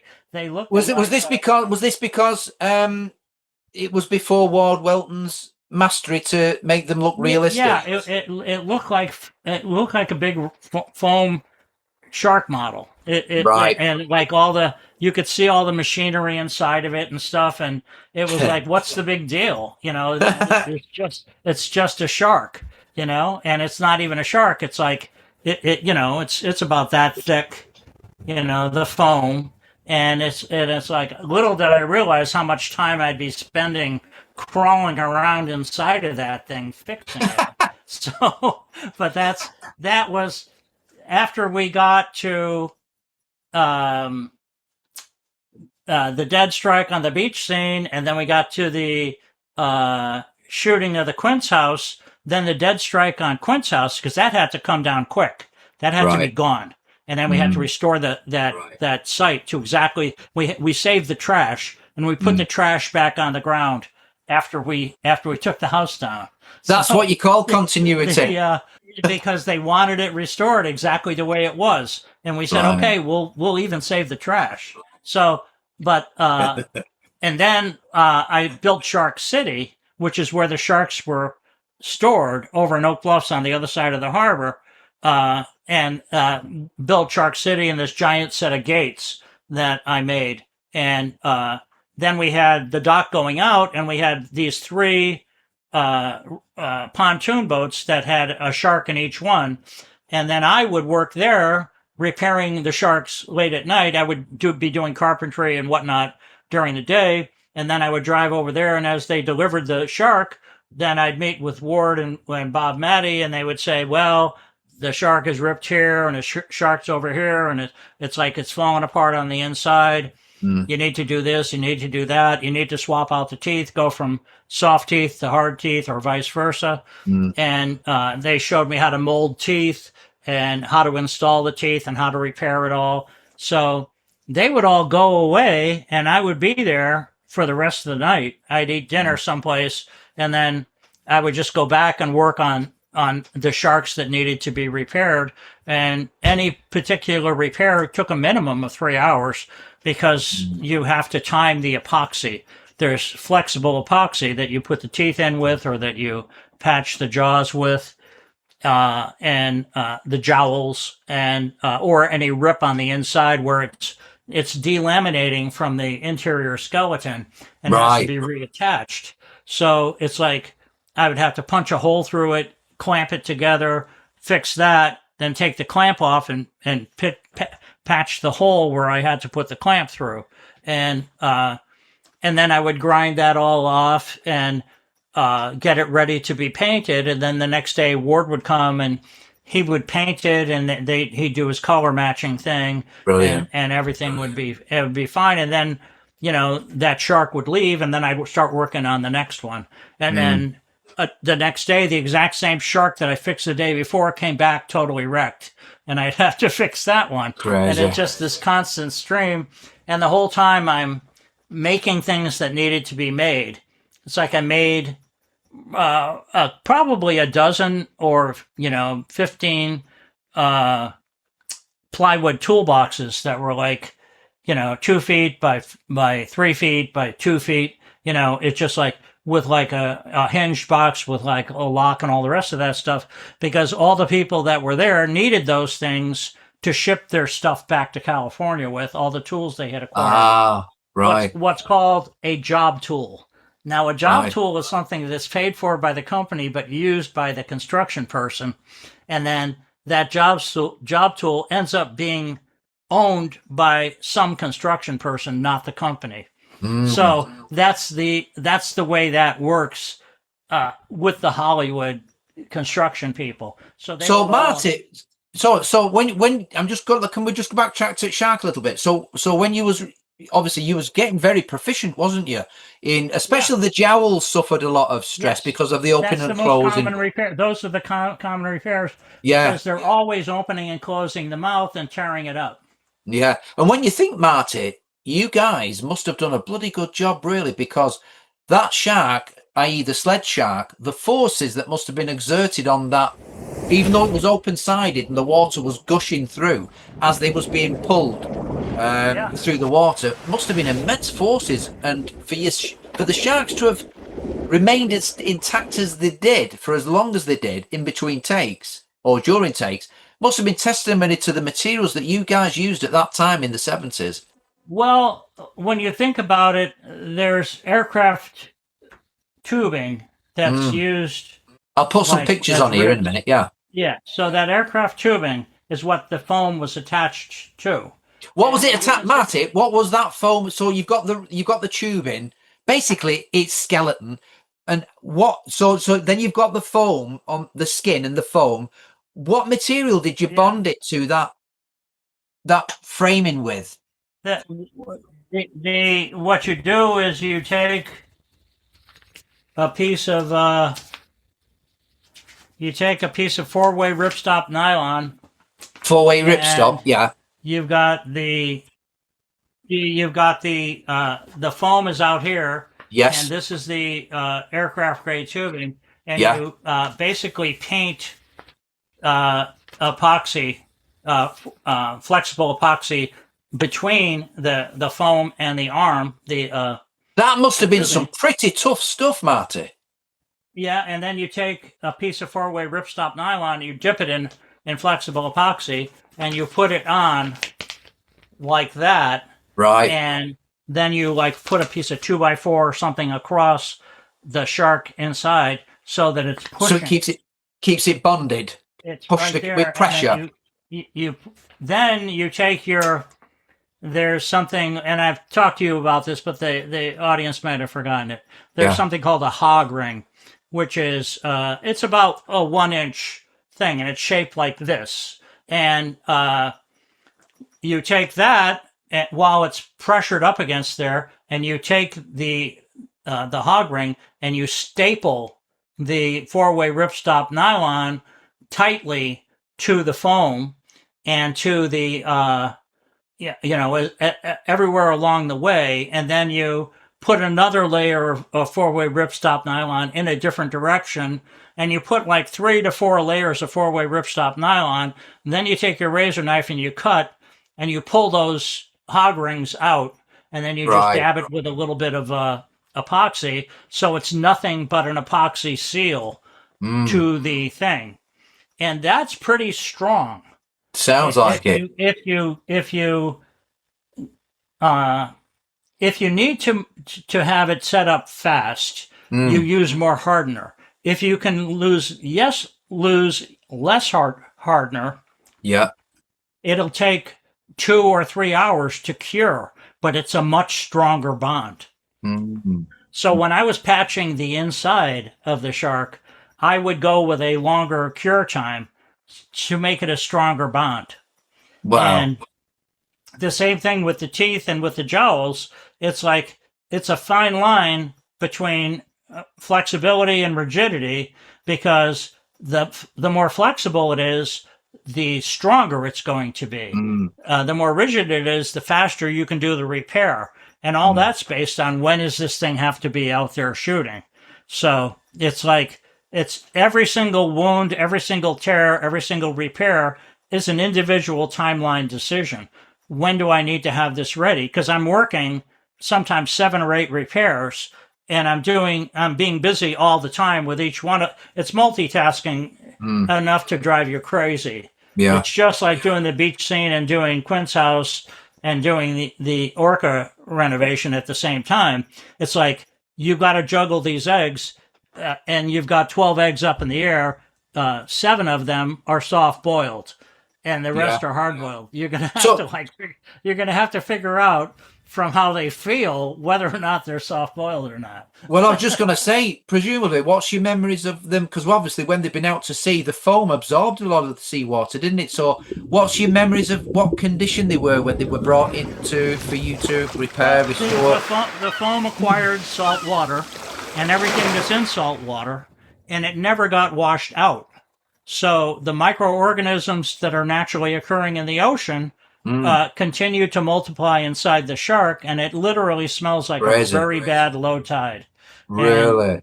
And the extra accumulated weight causes things to sag. So you've got to do surgery, literally surgery. Yeah. To like get the sag to go away, and then you've got to dry it out as best you can and apply enough epoxy so that it can't get waterlogged again. But then you've got issues with some of it being waterlogged and some of it not being waterlogged, and you've got to decide what's the most likely thing to break next. And you pick 3 spots. because you've got a limited amount of time. You've only got like 7 or 8 hours between 10 o'clock at night and 6 o'clock in the morning. It's So insane. you got to have a number of repairs, and you've got to triage the wounds so that you have enough time to do each wound correctly, so that when the shark leaves in the morning, they're going to be able to shoot all day, hopefully.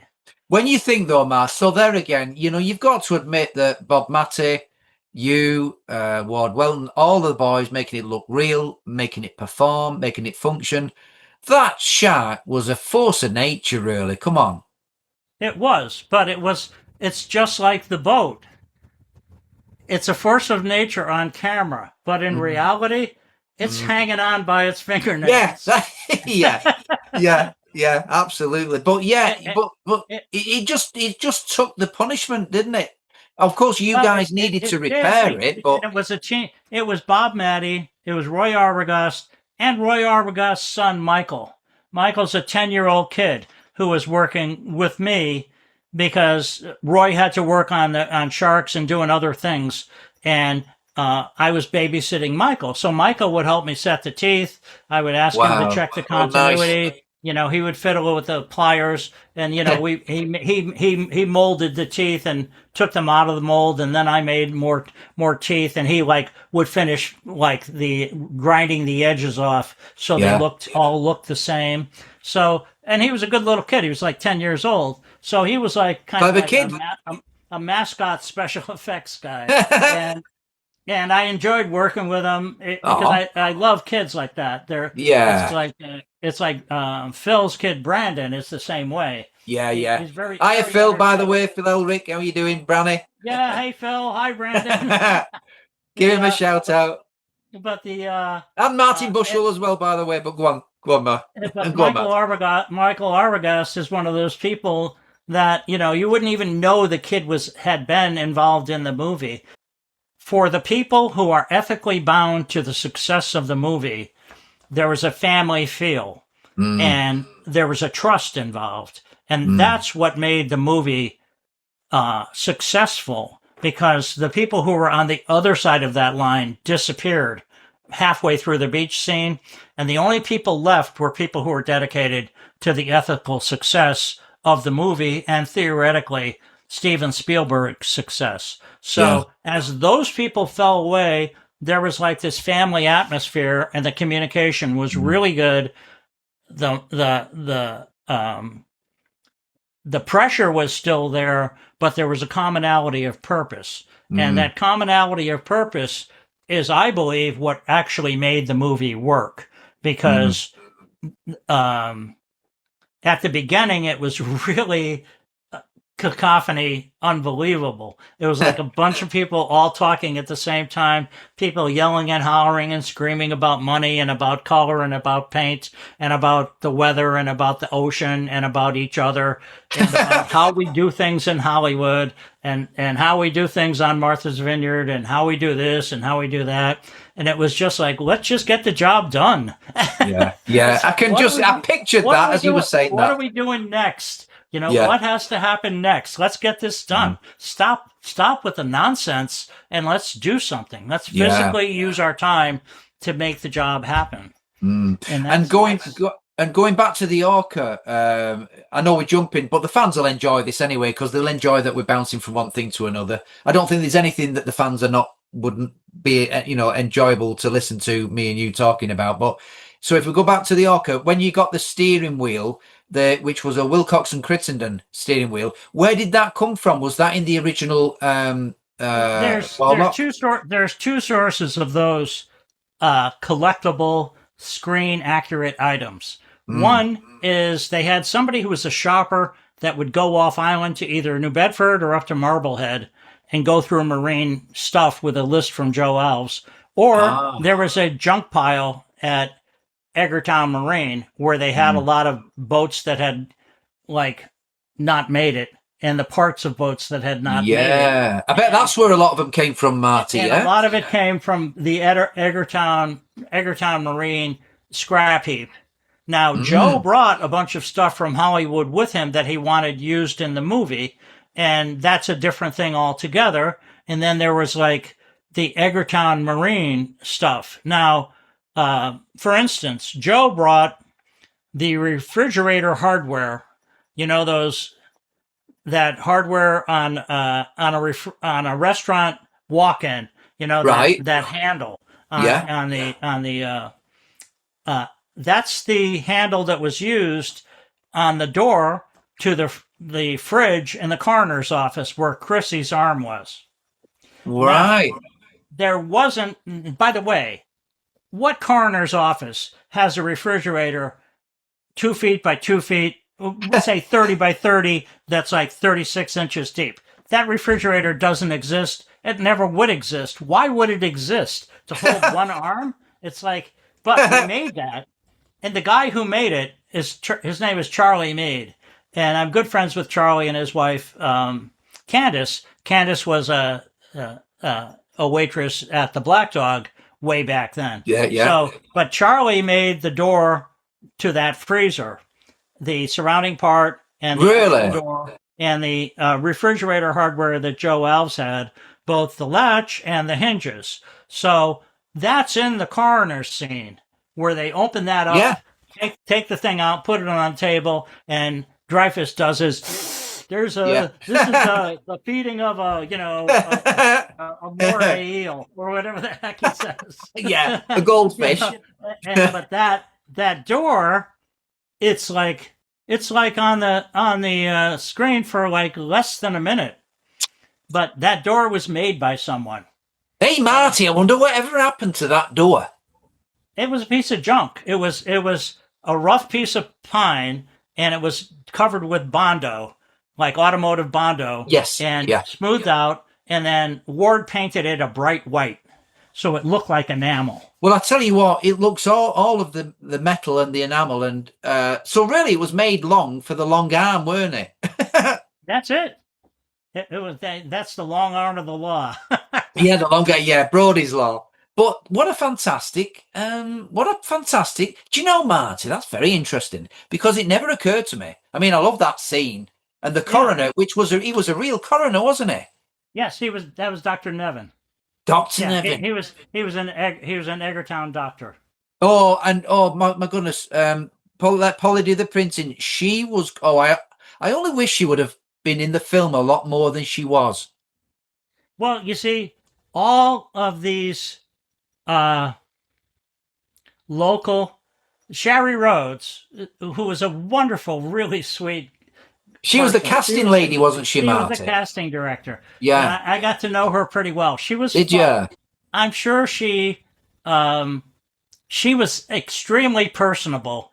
I think I made her something. I forget what. She asked me to make something for her, some personal artifact. Yeah. I forget. She asked me one day to make something, and I said I'd be glad to. So I made it and took it to her office. But for the life of me, I couldn't remember what it was. But Sherry was a really sweet person. And she and a local island person was doing the casting. So all of these people that were local character castings that were in the movie, a lot of them ended up on the cutting room floor because their scene didn't get shown. And the ones that did get shown were they're like, I was in the movie, and it's like, that was opening night on Martha's Vineyard when everybody went to see themselves in the movie and everybody's talking and throwing popcorn and having a blast. Marty, if Steven Spielberg said, Marty, you've done a great job. I can't do a Spielberg impression, so I won't bother. But he said, Marty, you've done a great job of everything. Think of a scene. What part of the film would you like to be in? I'll cast you as an extra. That happened, Nigel. Did it really? That happened. Seriously? Steven. This is not scripted, folks. I didn't know that. But go on, Marty. It's not scripted. It's like, this happened. Steven said, we're going to do a scene in Vineyard Haven with everybody coming off the boat. You remember that scene? Yeah. And he said, anybody who wants to be in the movie can go in that scene. And they said, do you want to do it? And I said, I'm busy. I don't have time for that. Oh, Marty. I'm not interested in that. Oh, but Alan Albee and Gino decided they would be in the movie. So they got on the boat, and then they're filming it as they come off. But Alan and Gino came off the boat, and they were holding hands. and they just were screwing around, obviously. But the part that they were in got cut and didn't. Oh, I'm just gonna say. So if I had decided to be in the movie, I would have been on the cutting room floor, and I would have been behind on my job. So I wasn't allowed to do Right. that. Oh, you put a realistic view on that. I didn't have the time to take a half a day off to be standing around waiting for them to shoot. Yeah. And then they're shooting it, and then I'm not even in the movie. Yeah, I see what you mean. Well, we all know you're famous for the film, as if you'd have been in the film anyway. So that's not a big deal. It's not about.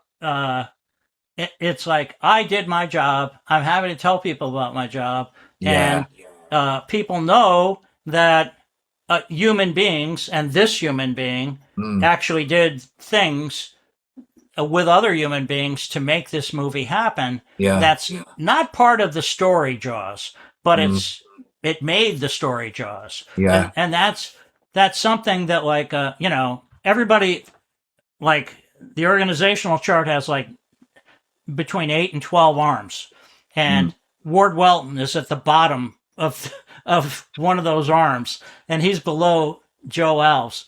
Below Ward Welton, off the organizational chart, is Marty Milner and his guys, and it's like, and yet you're the testimony that's lived the longest in that respect. So far.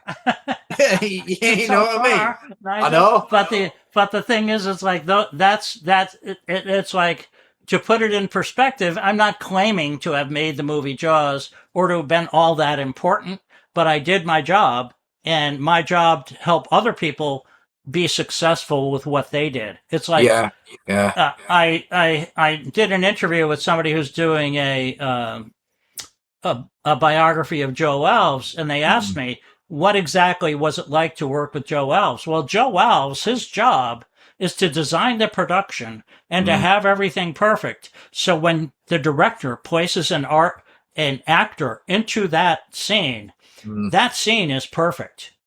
And they do their job. They are the diamond. They are the star of the movie. But the production designer created the setting. And that's where the marriage comes from. It's like the production designer, the art director, the painter, the carpenter, they do their job and they go to the next scene and get to work. That actor's acting for 2 or 3 days, and then it's done and that scene gets torn down.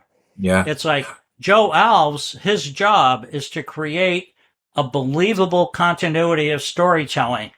And he uses people like me and Ward Welton to create his visual production. And that's the essence of how that works. Now, the director takes full credit, and well, they should. And the executive producer, like Zanuck and Brown, who fund it, they take full credit. You know, those are the people that get the credit for having made the movie. But they all know that there were literally a couple of other 100 people that are all working on this one little refrigerator door scene. I know. Isn't it fascinating? That's a minute long, but somebody had to make it.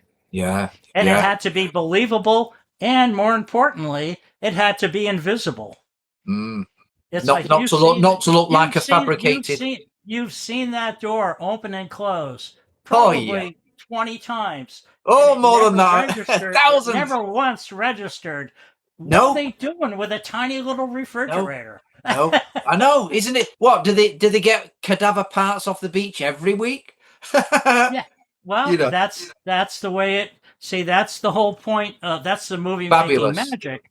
It's like, and then that's just the movie that you saw. All the stuff you didn't see, the stuff that didn't get used. Yeah. It's like I made a ramp that was 2.5 sheets of plywood long and 2.5 sheets of plywood wide at about a roughly 30-degree angle. That's like framed up 2x6s bolted together that they were going to drag out to sea, and then they were going to run a motorboat over it as though it was something that hit the shark. Really? Yeah, that was the last project I worked on in Jaws. And I think that was Verna's idea because they wanted to create like something that would make the shark angry. And but I built that thing and it was ready to go, and they just said, we decided we're not going to use it. Whoa, I didn't know about that ramp. Nobody does. It was not even in this. It was not in the production schedule. You've hidden that from us all this time. Well, I mentioned it once, I think, and so I've not got a scoop then, have I?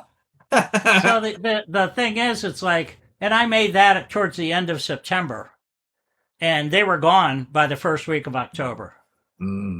Yeah. So Marty, we'll do another one. I think I'm going to let you retire now to not forever for this evening, but when we next come back on, I think the next one will be a shorter video, maybe. But let's cover those amazing. Let's not talk about them now.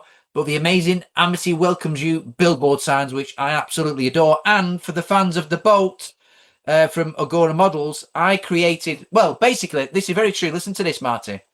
Yeah.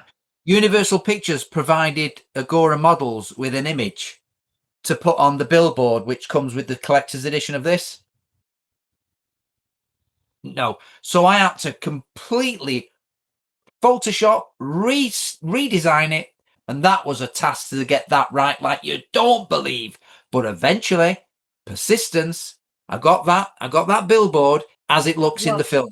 The thing is, whatever we cover in the next discussion, that's fine. It's like you may go over this, and after you're done editing it, you may want some other commentary on what it is that we're going to do.